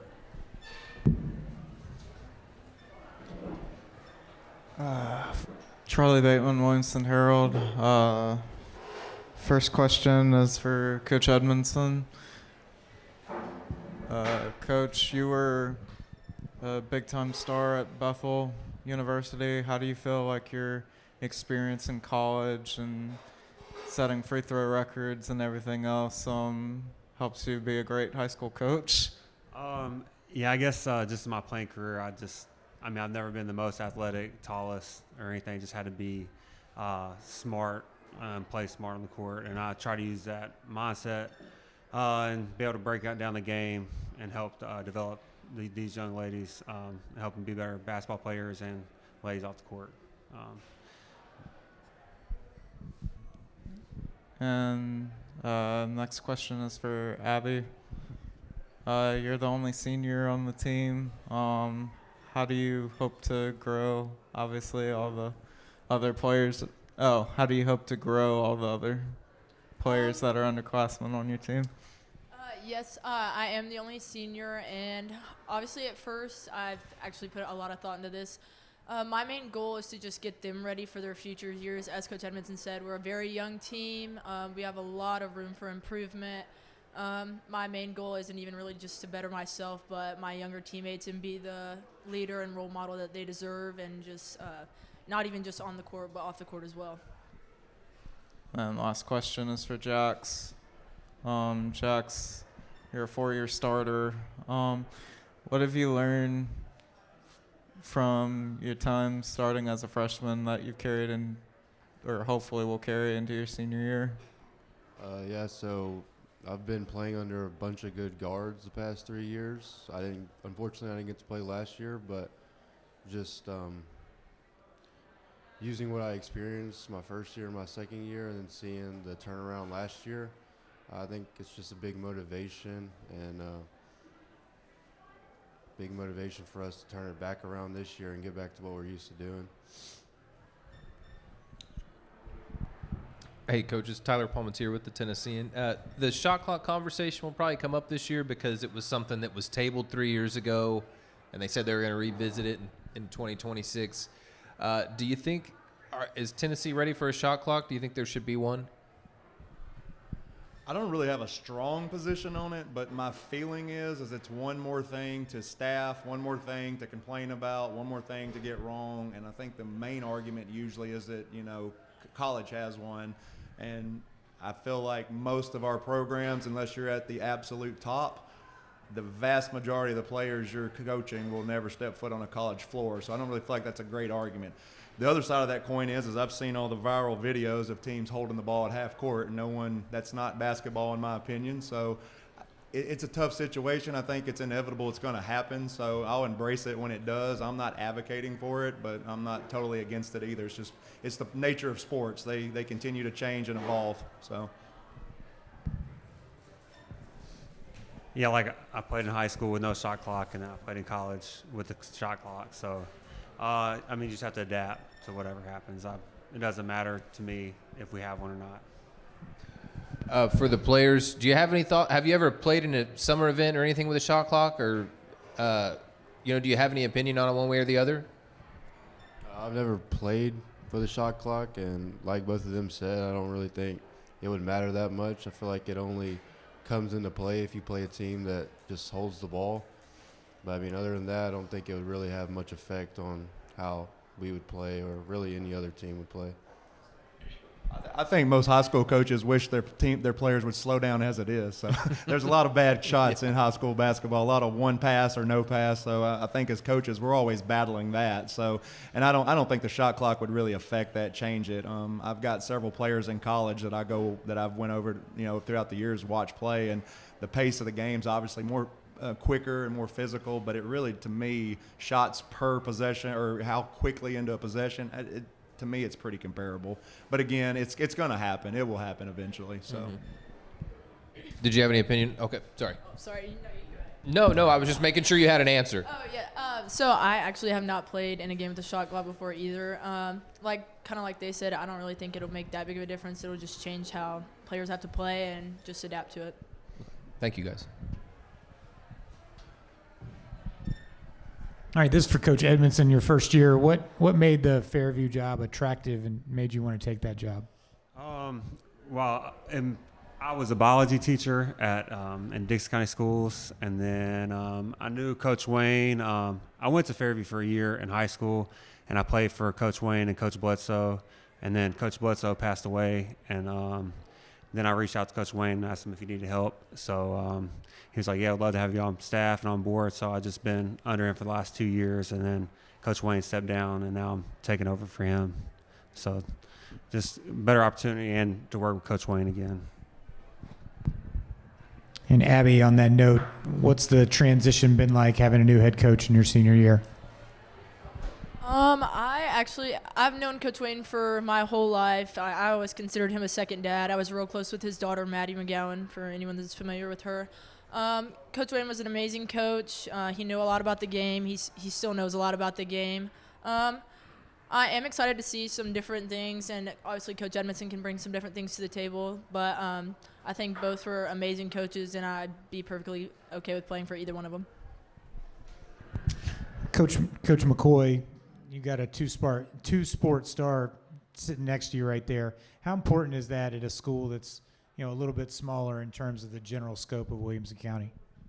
Yeah, we don't have the luxury. We have to share athletes. We don't have a lot of one-sport athletes, or not as many, I should say. So I think it's good for a young athlete to be exposed to different coaching styles, different environments, different roles. You may be a star on one team and a role player on another. I always think it's best for players to, especially when they're young, to do as much as possible. The whole part about being in high school is finding yourself, and so if as an athlete, the more sports you play, obviously the easier that journey is. So he's kind of special. He leads in his own way. He's a quiet leader, but I think football and Coach Hugh's staff has helped him grow up tremendously in a way that if he was just a basketball player, maybe he wouldn't be as well-rounded. Jax, you're having a pretty solid season on the gridiron. Got a big playoff game coming up this weekend. What are, as we just spoke about the benefits of being a two-sport star, what has that meant to you, and what are you looking forward to most here over the next several weeks?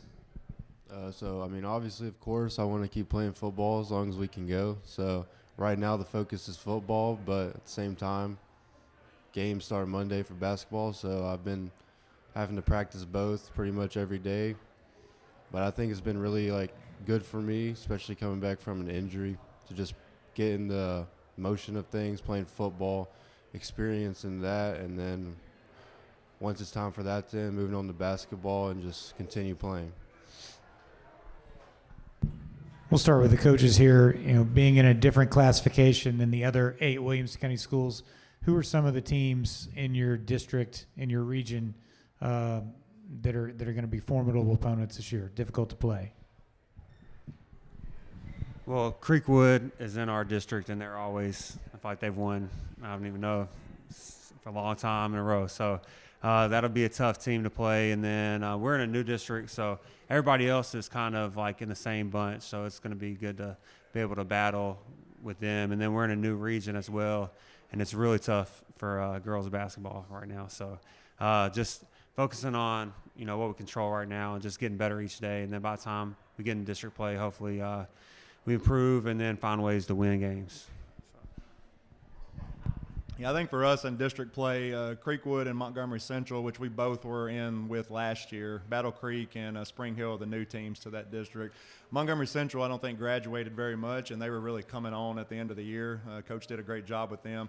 But, Coach Taylor, I think he goes to the gym class and just points at 5 kids, and they're just automatically can play ball. So, no matter what they graduate, they always reload. So, both of those teams are going to be tough battles for us. Out of district, I know we've got Hickman County on the schedule, and I think everything I've heard is they're just as good as they were last year, if not better. So, we've got some tough teams scheduled. We start off with Summit, trying to with a little bit of WCS gameplay just to kind of get our feet wet on that early in the season. But I think we've got a good mix this year of challenging games, and it's going to be fun. All right, Fairview's a little bit smaller, like I said, than some of the other schools in the county, but it's a very unique and tight-knit community. What makes it, we'll start with the coaches, what makes it so special being a Fairview Yellow Jacket? I'm alumni, so I think familiar faces that you can count on is going to be there every night, no matter what the team is. Just the community support. I don't know what the other communities do, but it's just it's unreal how they rally. The year we went to state, we came home from a 2-hour bus ride to a gym. The town was in the gym waiting on us to cut down the nets. I don't know if that happens at every school, but police escorts, the whole thing. So Fairview's unique in Williamson County because we still have that small town feel, even though it's becoming more and more diverse as people move in, which is great. but it's a special place in Williamson County. I think it gets looked over a little bit, but we're fine with that. We're fine just being out there minding our own business and taking care of business. So I think it's a really special place for me because, like I said, I grew up there. Yeah, I mean, I've loved the Fairview community. It's just tight-knit people, get to build great relationships, and you know everybody. So, and everybody's trying to help you out and, you know, mentor you or do whatever they can to help you. So I enjoy it a lot. Players, when you look at your upcoming schedule, is there one game in particular that you're looking forward to, maybe more so than the others? I would probably say Hickman County and Creekwood.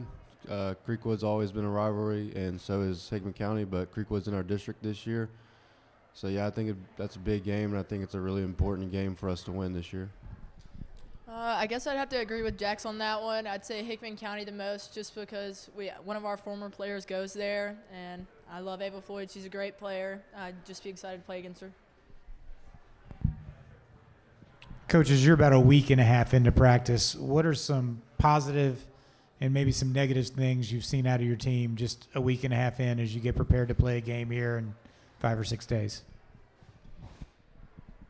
So positives for us is I think we proved a lot defensively. Our girls get after it.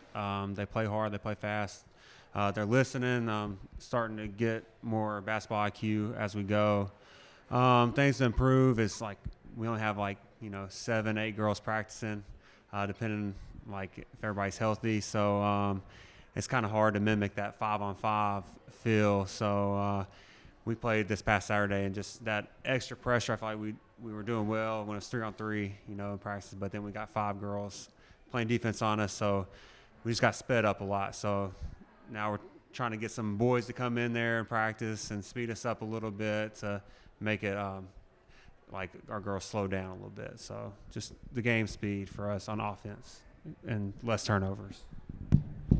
I think for us it's real easy. Last year, again, it was a struggle, and it was really hard to keep and to their credit, the boys' credit, it was hard to keep a locker room together. When you look up at the end of the season and you've won 4 games and 2 of those are against a first-year school, there's not a lot of positive to talk about. What's been exciting for me is seeing returning players like Blake Fawcett and Lander Horde come back and take the criticism or the areas of growth to heart, becoming better defenders, better shooters, better leaders.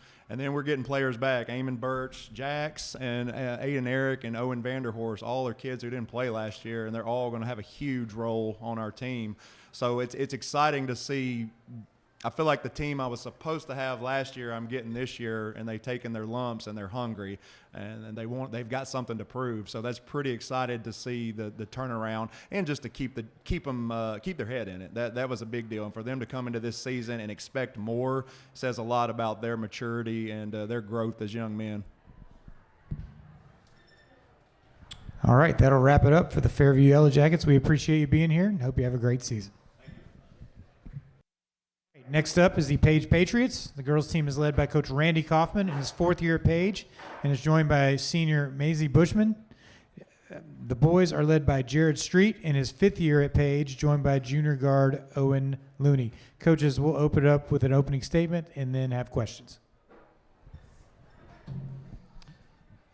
Thank you guys for being here. Thanks, Coach Whitlock and Williamson County Schools for putting this on.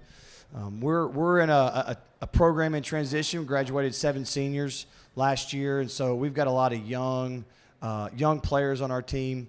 Really excited about our team. Really excited about the talent that we have. But we just haven't done it when the popcorn machine's on and the lights are on. So we got a lot of work to do. We certainly are. Getting better each and every day. I'm really excited about the guy that's next to us, Owen Looney. He's our lone returner from last year's team. If you think about him as a sophomore last year, he came in and played really valuable minutes for us with 7 other seniors, which speaks more about him and what his skill set is. I really look to find him to really explode this year as a player. Statistically, I think he's going to really explode. We're going to be led by a couple other really nice players. Blake Smith, who didn't get a lot of minutes last year, but has really grown sophomore or this summer and over his sophomore year. We've got a couple of football guys that we'll be waiting for. Drew Rimple, Mac Lee. Sachi Oputa is going to make his debut, 6'7" sophomore, and his brother Samto Oputa. And then Graham Harris, who's looking forward to have a great sophomore year as well. So you can kind of see that we're really young. We're going to be junior and sophomore heavy with our rotation guys and with the guys that are going to lead us in production. But excited about this team, excited about the journey we're about to go on, and excited to see where we're going to be, February 28th when that region tournament starts. All right, Coach Whitlock, again, we just want to say appreciate you guys and what you do for the athletes here in Williamson County. It's always first class. We are coming off graduating 5 seniors, 4 of which signed collegiate scholarships and have moved on. It was a great, talented group, and they certainly set the bar pretty high for Page High School. Even though I'm in year 4, I would say that we're probably in a transition year from this standpoint. We got a lot of new faces. One of the new faces is not sitting beside me, though. Maisie Bushman is a senior here who has literally been on our varsity and played varsity minutes for us since our freshman season. And she won't brag on herself, but she just recently received a scholarship to Cumberland University, and I'm extremely excited for what the future holds for her. I'm sure there'll be other opportunities for her as well. We have a couple transfers that have come to Page, and in Jordan Maddox, who is a junior. Jordan comes to us from West Tennessee, and she was a first-team All-State kid in West Tennessee. Outstanding player, outstanding competitor. She also has with her younger sister, who will be a freshman in our program this season. So when you look at that, and then you add a 6'1" Lily Espelette back into the mix, who is not a post, and I'm gonna clear that up quick, Lily. But she got great length at the guard forward spot for us, and we feel like it's a transfer for her because she literally had to miss all of her junior season. Lily just signed today on National Signing Day with the University of Tennessee at Martin. So super proud of her and her work ethic and her passion for the game. And it's not by accident that she's back and ready to rock and roll this year for us in spite of injury. All right, we'll open up to questions. And Chip Cirillo, Williamson scene. Coach Street, you don't hear of too many 6'7" twins. Can you tell us a little bit about them and what kind of strengths they have? Yeah, those guys are going to be special. They've really come along. Had the fortune to see them when they came in 6th grade. First year had basketball camp, and here they come in, and then had the fortune to coach them as 7th graders in AAU. And so they have really grown, not only physically, but also mentally and also with their skill set. Sachi's a really dynamic player who can play on the perimeter, really working on his shot, extremely explosive athlete. Had a great year with Pro 1 in the UAA circuit. And Samto has grown leaps and bounds from this June. We kind of threw him out there in June to see what he could do, and he really demonstrated a lot of great things. We played against Maryville, who returned a ton of their talent from last year, and he went toe-to-toe with their big guy, who was a Division II signee. So we're really excited about both of them. They really changed the dynamic of our team from last year. Last year we were really guard-heavy, with the Pablo Hernandez kind of rounding it out for us. And this year, we certainly got really talented guards like Owen, but Sachi and Samto really changed the dynamic of our team. Really excited about those guys. And Coach Kaufman, how many starters return for you, and how do you think things will shake out in the district? Well, when you graduate 4 kids that sign collegiately. I mean, that's a whole. They were talented young ladies. They were very dependable, worked hard. So, we tell our seniors every year, just as we've told our 3 seniors this year, you leave a legacy, and what's your legacy going to be? What are you going to leave the program that allows it to continue on and become, maybe a freckle better than what you left it. And so, those 4 are going to, they're going to be missed. But at the same time, we feel like we got some really good, kids coming back. Sitting right beside me, Maisie Bushman was a starter for us last year. And, she'll be in that role as well. But when you start talking about, starters for us, we played 10 kids last year. And we'll do the same again this year. So a lot of it will be matchup based. We've got, the first 3 kids off our bench will be 6 foot or taller. So, we change dynamically based on, lineups and what our opponent looks like. So when we talk about, starters that are returning, you're sitting by ours. Right there she is. And, there's another one down there pretty close to Coach Whitlock back there as well that, unfortunately had her season taken due to injury. So she would have been a huge part. She was a starter for us as a sophomore. So we're super excited to have her back as well. Charlie Bateman, Williamson Herald. First question's for Maisie. Your team turns a lot of returning players, including a lot of depth. How do you feel like that's an advantage with how tough your schedule typically is? It's definitely an advantage. Like Coach Shoffman was saying, we graduated some good players, but we're really young. We're going to get overlooked, but we're going to surprise a lot of players. We have a lot of hardworking people and a lot of grit on our team that's really going to carry us really far, I believe. And then Coach Street, you mentioned you lost a lot of players from last year's team. Your team always has size in the post. How do you feel like that helps you with obviously district play and out-of-district competition? Well, obviously, size gives you a lot of advantages in a lot of different ways. We've been fortunate to have that. This year we're hoping to utilize that in different ways. But when you talk about the back end of your defense, being able to, block shots, offensive rebounding advantages, defensive rebounding advantages, and in a lot of ways, we're going to have equal size. Xander Wagnon, who's a senior for us, who hasn't gotten a lot of minutes, but he has come a long way too, and he's about 6'6". So we really have a lot of length, and it just gives you some advantages and allows you to do some things maybe defensively that you couldn't do if you didn't have size. And so we're very fortunate to have that. And, I've always said this, we can teach you how to dribble, pass, and shoot. We can't teach you how to grow. So we're really fortunate to have those types of players on our team.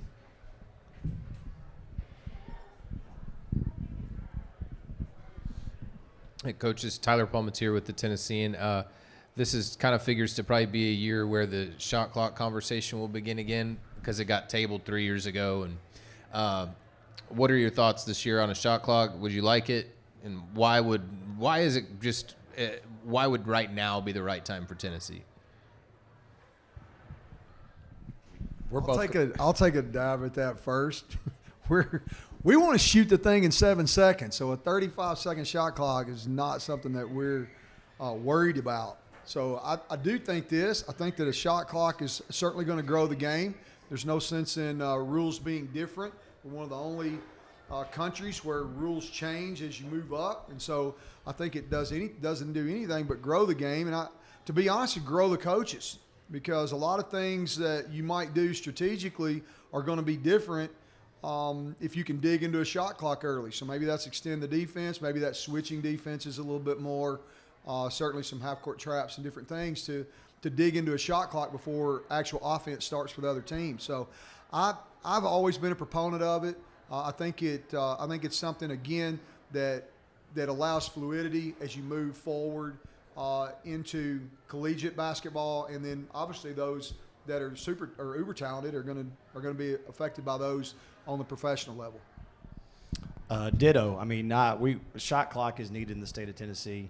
My only concern would be, adding something to the officials' plate during a game without video review, right? They have video review in college, which allows them to make those necessary adjustments if, the ball hit the rim and they got to reset it, so that does add an extra challenge. But from the player standpoint, from the coaching standpoint, the shot clock makes the game better. I'd like to hear, Owen, you talk about playing with a shot clock. I mean, I'm all for the shot clock. You know, our offense, we're pretty fast paced. We're pressing you full court, and we're looking to get shots. And you know, we don't want to we don't want to slow the ball down. So we're trying to get on fast breaks, and that's kind of what our team is, and that's what we're gonna live by. So I'm all for it. You guys shoot it in 7 seconds. Do you want to? Would you like to play with one if you could? Like Coach Kaufman was saying, it really wouldn't affect us. We play super fast. That's how it goes. So, yeah, probably wouldn't affect us. But it's something that I see being there in the future and could grow basketball too. Yeah. Thank you, guys. All right, coaches, we've gone from a 8-team district to now you're in a 4-team district. Has that affected scheduling? What are your general thoughts on that? And how do you think that plays out this season? I mean, it certainly affects scheduling. Obviously, for us being on the 4-team district side, we had 2 or 3 Friday nights in January to have to fill, which was incredibly difficult. You know, I think there's pros and cons to it. You know, in some ways, it allows us to play a longer season and go straight to a region tournament, which I think is what's needed in the state of Tennessee, and we get to be the first to do that. And I think it's going to be a lot of fun and create a lot of excitement. And then also, too, from a postseason standpoint, you know, we don't have teams playing each other 4 times before a sub-state. And so in some ways, the setup of the district allows for better tournament games, which is where fans really pay attention. However, in January and February, there's going to be some nights that aren't as exciting as they were last year. You know, last year when everybody was together, it was a lot of fun, incredibly big-time environments in every gym. You know, each game is a dogfight. You know, I mean, there's not been a league that I've been a part of where you go into the last week of the season with the potential of a 5-way team tie. You know, and that was our league last year. So there's pros and cons to it. I think, you know, in some ways it's going to help us on the back end getting teams into the state tournament. Yeah, I like it. I'll be honest, I'm really not excited about a 4-team league, and because of that, having to eliminate a postseason district tournament just because of the number of teams. But when we look at scheduling standpoint, knowing that basketball is a tournament sport, and, you know, that's what you're playing for. You're trying to be your best at the end, play your best basketball at the end. For us, we've got some schedule flexibility where we can go to exposure events. And we've got many kids in our program that have aspirations and desires to play at the next level. And we're getting those kids to be able to see the same exposure that they get, you know, maybe on a summer team. So it's, you know, it's really good for us. I like it. I like the fact that I've got some schedule flexibility. I think that's the biggest thing. Our kids are going to take a trip to Atlanta, play against some of the best teams in the country nationally there. We're going to do the same thing in Jacksonville. And then our Hoop Fest event has got 24 girls teams in it, 16 guys teams, and they are some of the best not only in the state of Tennessee, but also in states that touch us. This is for the players. Talk about what it's like playing for these coaches sitting next to you. Oh, it's really fun. It's my 4th year with Kaufman. It's his 4th year at Page 2, and it's been a ride with him. He's crazy, but I like it. He gets us all wound up to play our best, and he's a really good coach that makes me want to play hard, and played hard for him and for my team, and so it's been fun. It's been really fun. Well, this is going to be my 3rd year playing for Page and Coach Street, and I think what stands out with Coach Street is the way he cares for his players. You know, checks in with you all the time. You get hurt, he's there. You know, he's just always there for you in the moments that you need. So, I mean, that goes to show his character and, you know, how important he is to our program. Coaches, you guys have put together a pretty extensive post-Christmas tournament. Can we talk about that a little bit? Because that's been mentioned several times by previous programs tonight that are playing in that. So talk about that tournament right after Christmas. Yeah, really excited to host the Music City Hoop Fest. I think this is just the beginning of a really great event. The last couple of years, we've done it as a classic where you kind of schedule teams against teams or whatnot. This year, we have 24 girls teams, as Coach Kaufman mentioned, and 16 boys teams, all at Page High School with a couple of games at Page Middle School. And it's going to be like on the boys' side, you'll have 2 8-team brackets, and on the girls' side, you'll have 3 8-team brackets. You know, you have some really great teams coming in on the boys' side, and the girls' side, you have Lipscomb Academy, and you have on the girls' side Bartlett coming. We have some local flavor with us, Nolansville and Ravenwood, there on top of schools like Knox Catholic coming over and Oak Ridge coming, you know, who was a state runner-up last year. So we've got a lot of great teams in both brackets, and if the community wants to come watch great basketball, Page will be the place to come right after Christmas. Yeah, on the girls' side, the field is super strong. There's many of the top players in the state will be present, which that in turn fills your baselines up with collegiate scouts and gives opportunities for other players that maybe they didn't see those kids play. But we've got a state champion, and we'll have a nationally ranked team. Staley's, Missouri will be there. And you've got Bartlett, who was a state runner-up. There's 4 state runner-ups. There's 6 Final Four teams that are there, and there are 3 or 4 Elite 8 teams, a couple of state champions that are in the field. And instead of us loading up one bracket, we seeded out 12 girls teams, were seeded teams, and we placed those in the 3 brackets. So there are 4 really strong teams in 3 separate brackets, and that should allow for, you know, great semifinals and final games. Also, everybody's getting 3 games, so we're playing the bracket out 1st through 8th. So it gives everybody, you know, a really good go there right before you start into district/region play as you get into January. All right, this is for coaches and players. We'll start with the coaches. You're about a week and a half into practice. What excites you and what concerns you after these first several practices and a game on deck here in about 5 or 6 days? Obviously, what excites us is the youth and the potential for growth. You know, our team is not what we're going to be in February right now. We have just a tremendous amount of possibility and growth, you know, and then that would equal our concern. Our concern is youth, right? And the only way to gain experience is to get it. We can't teach experience. And so, you know, who we are in November and December is not who we're going to be in January and February as far as our how we play and how we compete and how polished we are in certain areas. There's going to be a lot of things, if you watch us now, you're going to look at and go, well, have y'all ever worked on that? And the answer is probably no, because we don't learn unless we actually go through it. And so our schedule's set up to really challenge us and to help us grow as quickly as possible, so we can be a team that's ready to go come into February. Yeah, I think our group, I think the thing that's most exciting for me is, you know, the opportunity that's in front of us. You know, while we maybe don't have the cohesion, having a huge senior class coming back, you have Amia Hoffman, who started 95% of our games, that is going to be a great player for us. You have a Maisie Bushman sitting beside us, who was the most improved kid in our program this summer, and embracing, you know, now a senior role. And so watching our kids grow into roles, I think that's really the thing that gets me most excited. We've got a bunch of kids that I think are bought in. And when you have bought in kids that have toughness, I think those things, you know, they bode themselves well. We got a group that has great chemistry. They love each other. They play hard for each other. And, you know, I think, you know, when you do that, and, you know, I've got great assistant coaches as well. Dr. Arnold is an absolute, I would call Dr. Arnold the opposite of me. And, you know, when you have those, you've got kind of a Batman Robin. And we have a great female assistant in Coach Wiley, and she does such a good job with our girls. She's such a role model. She's tough but fair.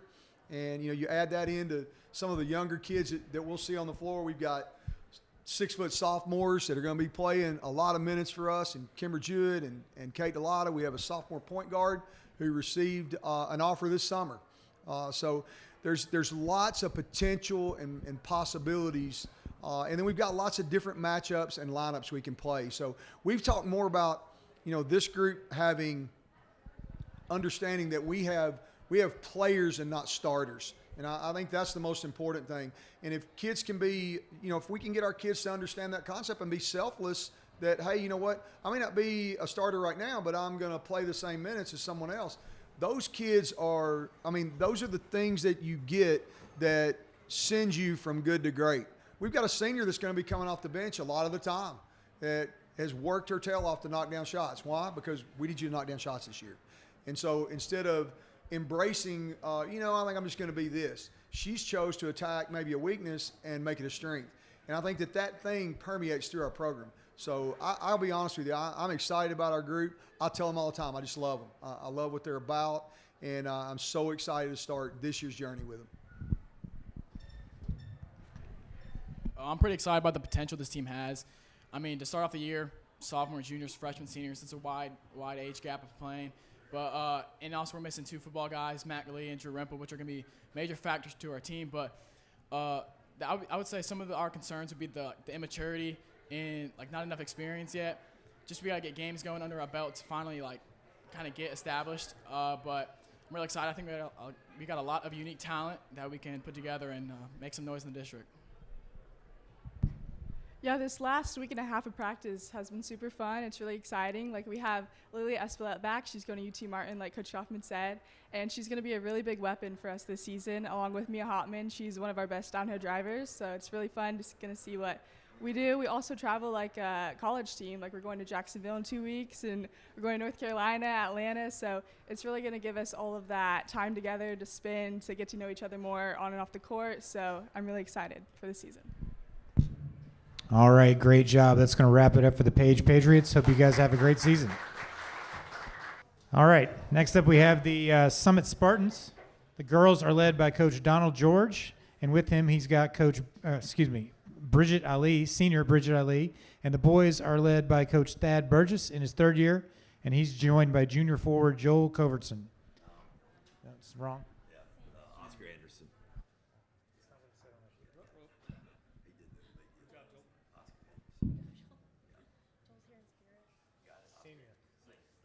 All right, my apologies. He's with senior Oscar Anderson. All right, coaches, we'll open it up with an opening statement, and then we will have some questions. Coach? Good evening. My name's Coach George, and this will be my 2nd year at Summit High School, and looking forward to my 2nd year there, and really excited with the returning girls and the new girls that we have coming in. A lot of changes within the district, but we're looking forward to having a great season. There we go. Just coaches first. Yeah, Thad Burgess. I'm the boys basketball coach. 3rd year at Summit. A few years before that, but we won't get into all that. But excited to be here with our guys and coaching the girls and everybody else. So we're excited to talk and let y'all find out a little bit about the Summit basketball program. All right, we'll open it up for some questions. Sorry. Well, Chip Cirillo, Williamson, for both coaches, how many starters returning? How do you feel like you guys will do in the district this year? We've got 3 starters from last year returning. Looking forward to that. And as far as the district, I think we're going to be competitive in the district, and looking very forward to it. We returned 1, so we're not starting over. I feel like it's kind of crazy. I'm saying that, but we're deeper this year than we were last year. So we've got 11 new guys. I say that haven't played any very many minutes for us. We did have a transfer come in. But the whole purpose of our basketball program has been to get to the point we are now, and that's one of the reasons I wanted to make sure Oscar was with us tonight.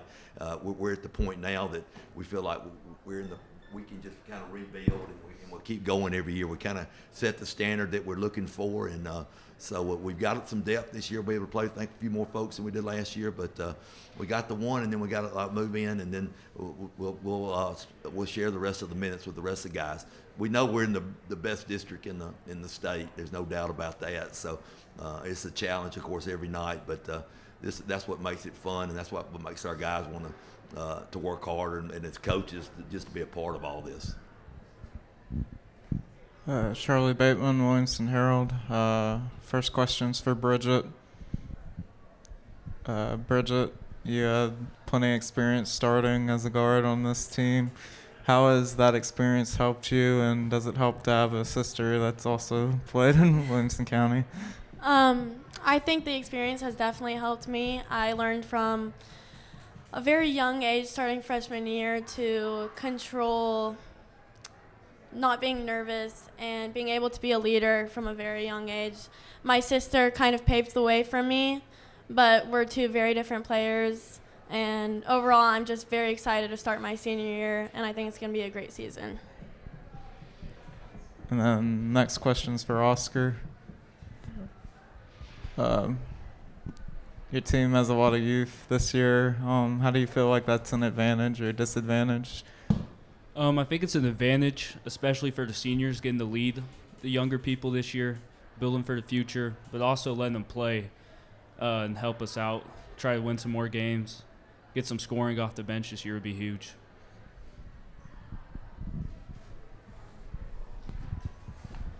Brad DeShield, Dash to Sports, voice of Independence Summit Athletics, did Independence for a long time. Coach, last year, I mean, you had some shooters last year, and Marty Phillips, you lost Marty, and like you say, you graduated a lot of seniors. What is the key when you get that? You said I was looking at your roster this year, and it looks like you've got a good mix. Like you've got some seniors, you got some juniors, you've also got some young sophomores.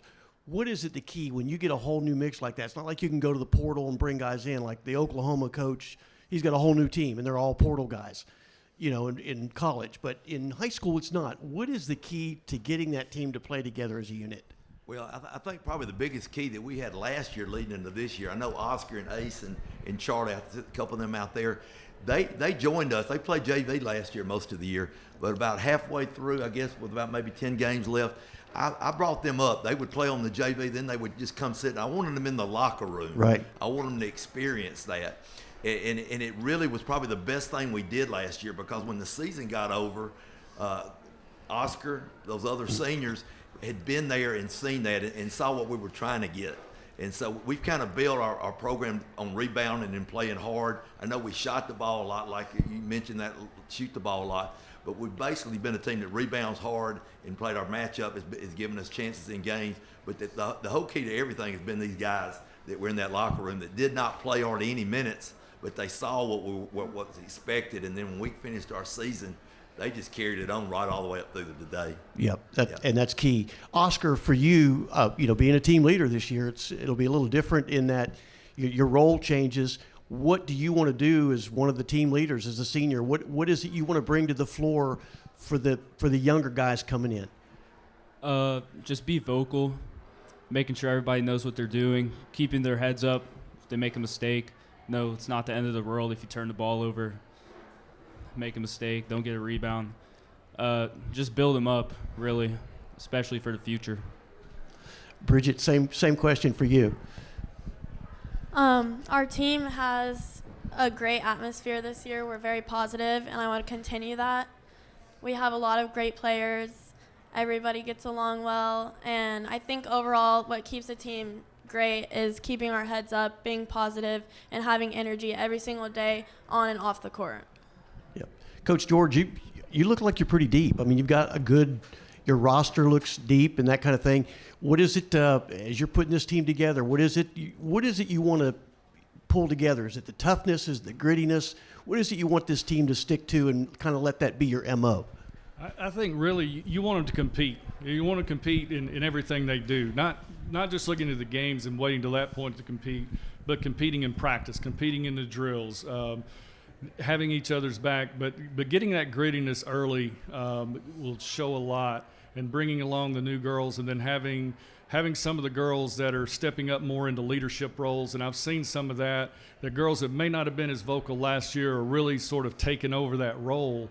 And I think that's going to help us go a long way as the season goes along. But really seeing the compete level in practice come up, and it's been a great atmosphere and a good thing to see overall.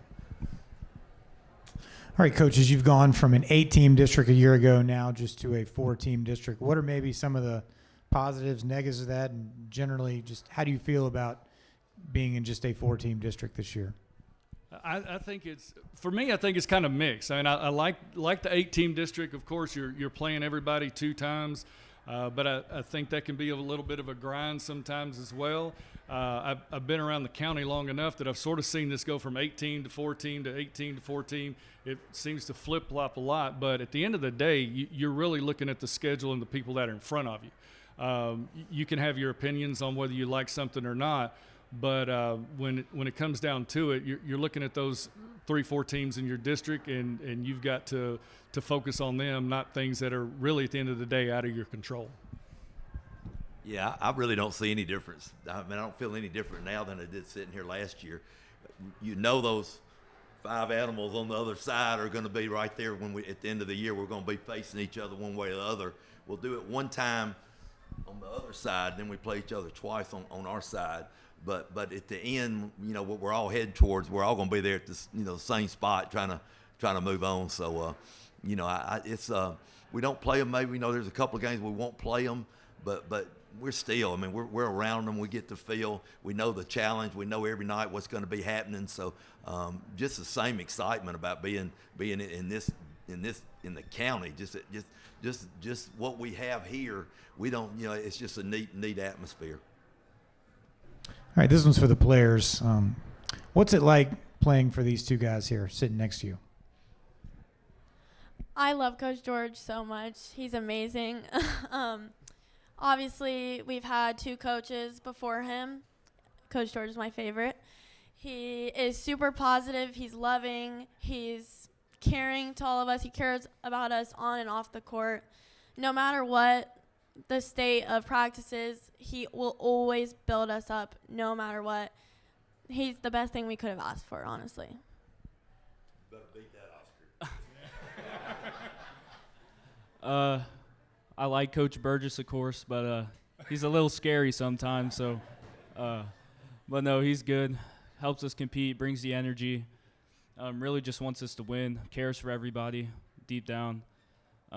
Just wants everybody to do the best they can.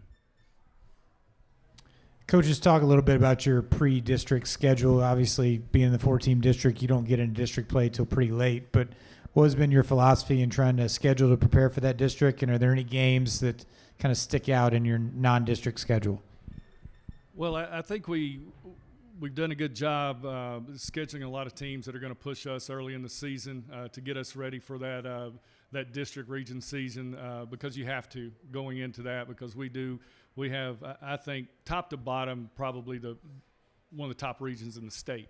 And if you're not prepared and if you're not playing teams that are going to push you every day and every night, you're just not going to be prepared going into your district and region season. So there's a lot of teams that we're playing, and Coach Burgess did a lot of it, but done a great job as far as scheduling some good competitions, tournaments, and being able to get us prepared and know what it's like getting ready for our district and region season. Yeah, I think I had to be really careful this year. You know, we were only returning one guy back, so you can look at it one of 2 ways. But I felt like we needed to be able to. We're opening up. 3 games next week. We're at Hall of Fame. We're home, and home. Just to get a comfort zone, to get a feel of each other. Of course, we know what's heading down the road on the other side of Christmas. But we're gonna go over to Georgia and play a couple of games, get away from everybody a few days, and then we'll come back and. We're playing some of the same, Shelbyville Central, some of the teams that are going to be very competitive and in some different styles. I made sure that we play some teams that we would see zone, man, maybe athletic, maybe not quite as athletic. Just give us a mixture of those. But I think it was a really important area. We got to have confidence. Winning brings confidence. So we're hoping that, we can win some of these games at home and be able to take that when we go on the road and as we get back and, get in the region, play a little bit later in the season. All right, this is for the coaches and for the players. You're about a week and a half into practice. What have you seen so far that excites you, maybe concerns you, reasons for optimism as you get ready to play for real here in about 5 or 6 days?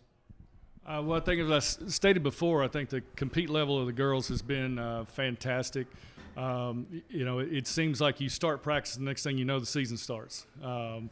Gone are the days of the 3-4 weeks workup before a season starts. But we've had a lot of great practices. We've been able to bring in a couple of great assistant coaches that have kind of helped us look at things in a different way. The girls are excited about it.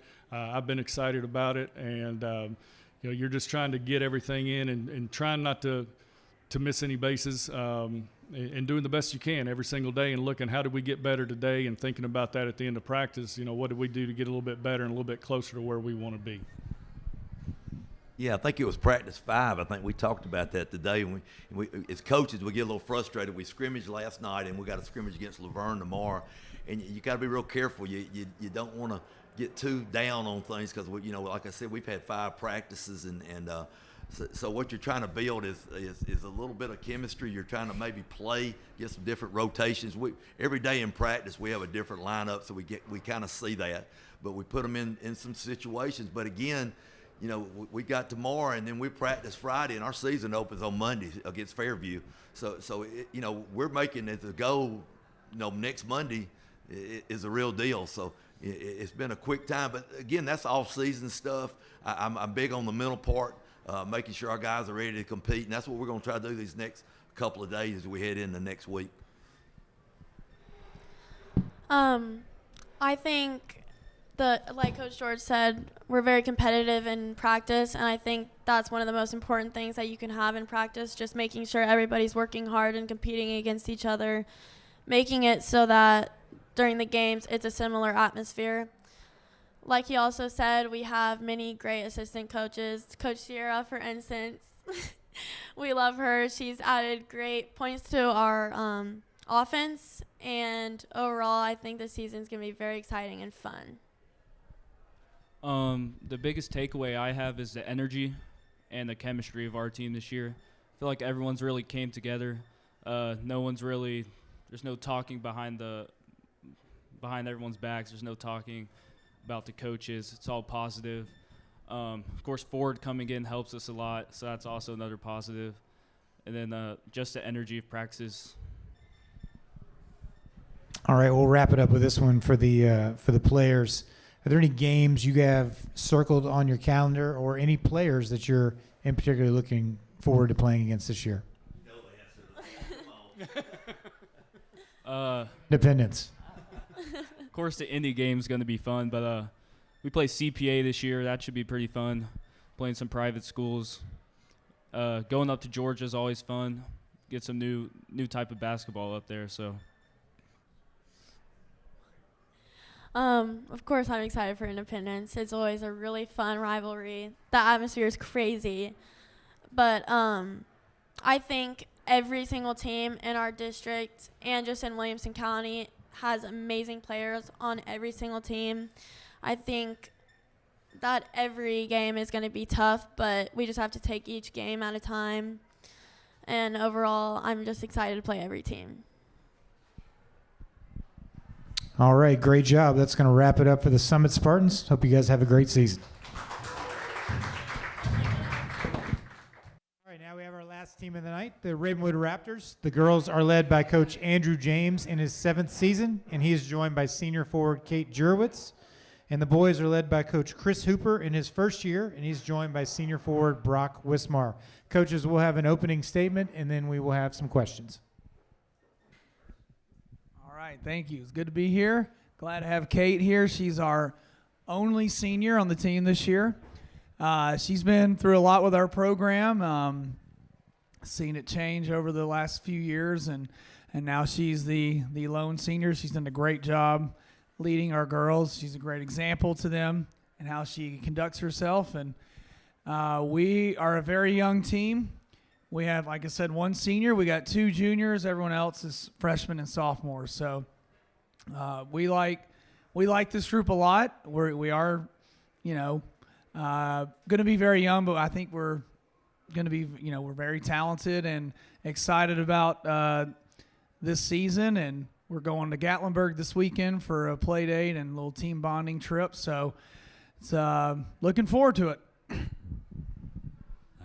Well, first time up here. Thank you, Coach Whitlock and Wilco, to put this on, and thank the Mojos for being the host. Got senior Brock Wismar here, coming off of a two-game scrimmage here, and so I'm sure he's a little tired. But Brock's one of 9 seniors that we have at Ravenwood. So we are very old, but very young in experience, but is a very talented group. We've got a few transfers coming in from California that are going to get into the mix. We're excited. Brock's been a 4-year varsity player, so it's good. This is going to be his capstone season.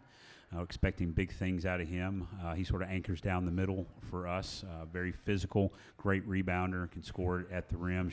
His outside jump shot's really coming along well.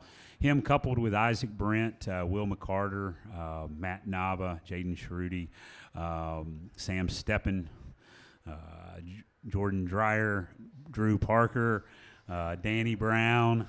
All of our seniors should be a really good year. We're looking forward to the region. It's going to be a very competitive region.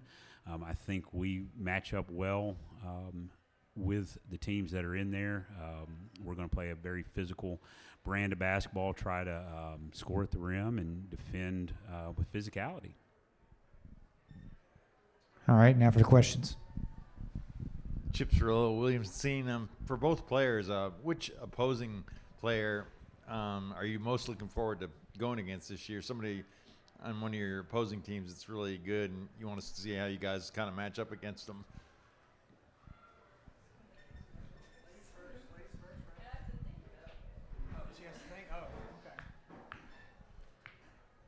For us, I would say Paige Morris on Brentwood, just guarding her and shooting. And then Nyla Johnson on the Nolensville team. She's a really good driver. So I think playing both of those teams will be a really good test for us. And I'm just excited to see what we're going to do with all of their talent. And, yeah. For me, it's probably Chris Johnson over at Nolensville. Big center, really physical and athletic. So looking forward to seeing how we're going to guard that. I think another player is probably Davis Cochran over at Brentwood. Tall kid, really athletic, and can shoot really well. So we're going to have a great matchup there to play against them. Looking forward to that. Charlie Bateman, Williamson Herald. First question is for Brock. Brock, you're one of the big-time presence in the post. This is not your first season starting, so how has your game grown and developed in the post? I've become a lot more comfortable in the post in terms of catching the ball and being willing to go at people and score, not avoiding the contact. The jump shot coming along and using that as a weapon has been really great as well. And just refining footwork and all that. So. And then for Kate, like Coach James has already mentioned, your team's really young. How do you hope to grow and mold the underclassmen into expectations for Ravenwood basketball? I think more so this year than past years, it's getting them acclimated with our culture at Ravenwood. And so me and Ashlyn, the junior on the team, we're trying to really get them involved with that and who we are as a team, and just going on team bonding activities like this Gatlinburg trip coming up. We're really excited for that, just to be able to get to know everybody better and to really bond together. So. Hey, Tyler Palmatier with the Tennessean. For the coaches, the shot clock conversation was tabled 3 years ago. They said they were going to revisit it sometime around this year. What are your thoughts on a shot clock in Tennessee? Do you think it's time to implement one? For many years, I said we shouldn't have a shot clock, and I would actually be okay with it now. I don't know what's happened. Maybe it's just the style that we like to play. I don't think a shot clock is going to make – the way we want to play, a shot clock's not going to make a whole lot of difference. So, you know, if I'm a losing team in the fourth quarter, I would love to have a shot clock because the teams that hold it drives me insane. On the other end, there are times where we've held it, and we've held it for like 2 minutes, and we ended up winning. So, I mean, I feel like a lot of other states have it. It's probably time for us to do it. I know the issue is getting workers to work it because you got to get a separate person and you got to pay the money and all that sort of stuff. But I would be fine with it. I'm also fine with how it is right now. So I probably didn't give you a really good answer, but I would be more open to it now than I used to be. So shot clock it's time.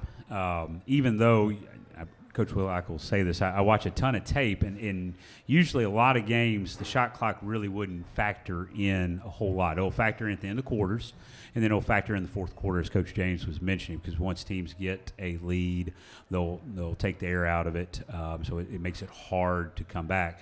But it's time because it'll evolve the coaching aspect of it. You'll start to see the game evolve. You'll start to see teams picking up a little 2-2-1 full court, soft pressure just to run 5 to 7 seconds off. Then you're about 28 seconds into a set, then you might see them jump into a zone. You're going to pull it out, trying to milk the clock and get you into situations where your two best players don't have the basketball. So it's going to be a chess match for coaches. Early, the basketball will be ugly. I mean, because you'll have a lot of guys taking shots and poor shots. Until you get a good feel from the coaches and the players in terms of how to get the ball swung into essentially two-man basketball is what it'll ultimately devolve into, and try to get the ball in your best two players' hands and try to get something going at the rim, under 10 seconds. But it does add a strategic component from the coaches in terms of I won't just sit in a 2-3 zone and let you stand out there and hold it. I'm going to have to be a little bit more dynamic in terms of how we're flipping defenses and who we're guarding, who we're taking away, and trying to keep the ball out of hands like, Nolensville, Scott McKelvey. If you're working with a shot clock, try to keep the ball out of that kid's hands so that he can't create going downhill. So it'll be much more dynamic for the state once they adopt it, and hopefully it'll come in next year. For the players, it may not be something you ever get to play with in high school, but do you have any thoughts on it? Would you like to play with a shot clock? Okay. Kind of like what Coach James said this year, we're a more fast-paced team that works really well in transition. So this year I think it could be beneficial for us. I know it's not going to be implemented, but just at the fast pace that we move at, it would work really well for our team. But in past years, I think about it, if we had a shot clock, it would have not gone over so well. So it kind of depends on the year. I've always wanted a shot clock, just because my favorite thing about basketball is how fast paced it is. So it drew me to it. So a shot clock would be great. It'd keep the intensity and energy throughout the entire game, because when you're down 10, 2 minutes left in the fourth, it's really hard to try and make that energy to come back because they just hold the ball. So, thank you guys. Coaches, you've gone from an 8-team district now down to a 5-team district. Can you talk about your thoughts on that? How's it's impacted scheduling, and what are the pros and cons of being in a smaller district? Personally, I don't like a 5-team district. I mean, I think we should be 8, because then it leads to conversations like, should we have a district tournament or not, which we're not going to have this year, and I don't like that. But I mean, I personally think we should go back to 3 classifications, but that's just me. So I like a bigger district, and Coach Hooper, I'm sure, will hit on it too, makes scheduling a lot harder. We've got some holes in schedules that we really struggle to fill, especially, and to me, it doesn't make sense that we got a district that has 4 teams, so all their teams are going to go to region, while we have teams that, like last year, we were 8, so we had to fight it out to go to region. I'm sure there's a reason why it's like this. I just don't understand it. So I would prefer a bigger district personally.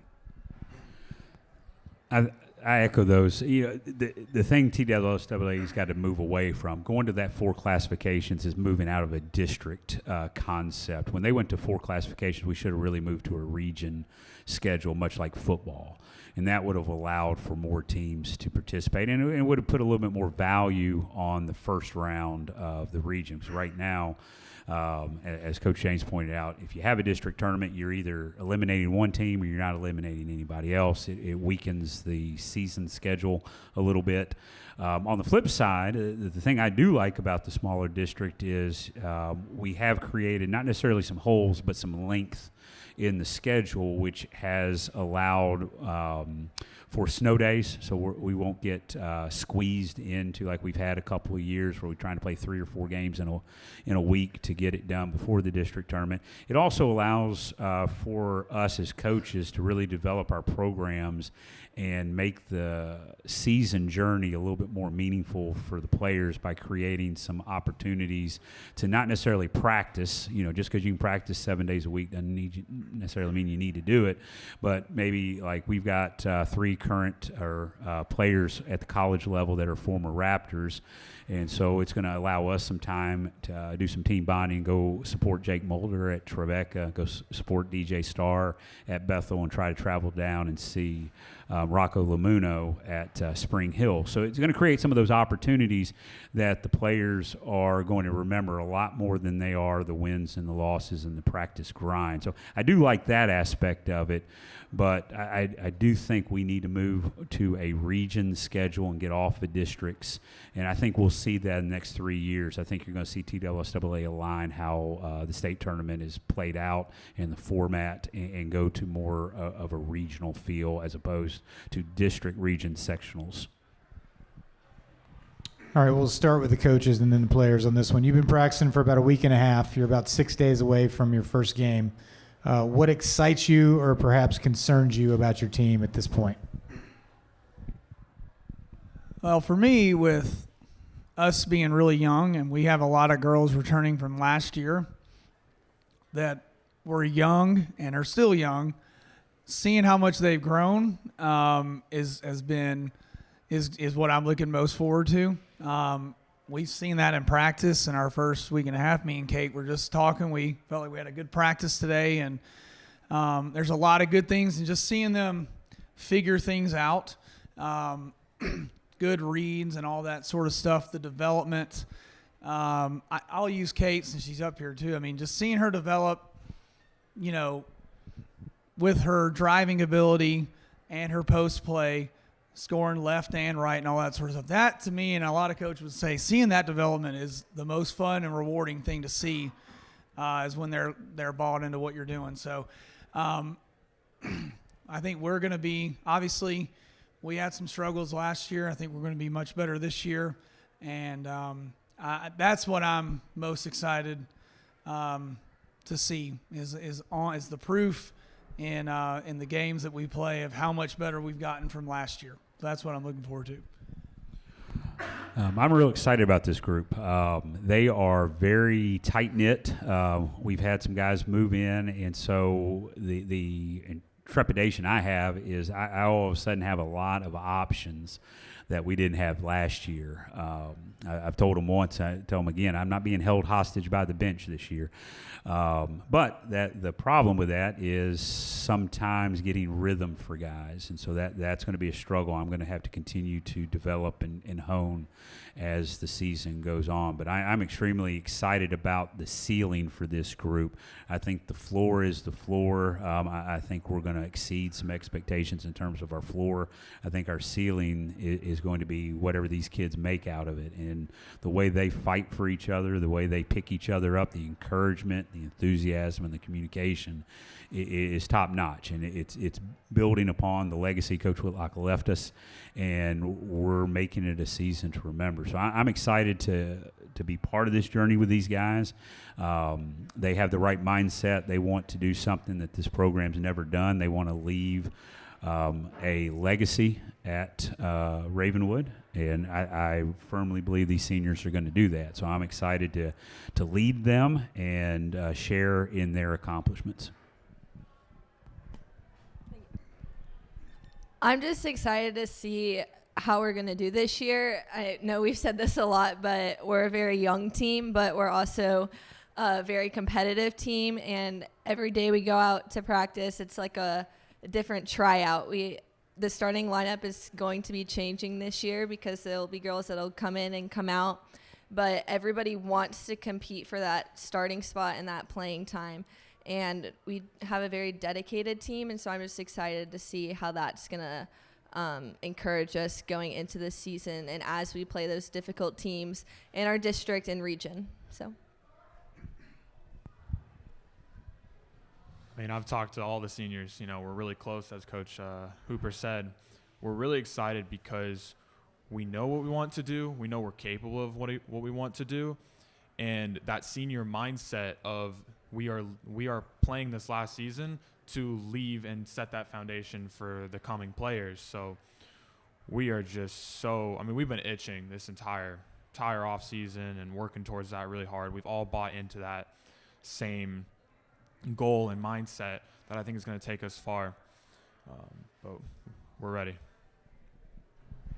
All right, great job. That's going to wrap it up for the Ravenwood Raptors. Hope you guys have a great season. That's going to conclude Media Day. We'd like to thank our sponsors, Walker Chevrolet and Matthews Team Sports, and additionally Lance West, our media members, and Will Jackson for their efforts tonight.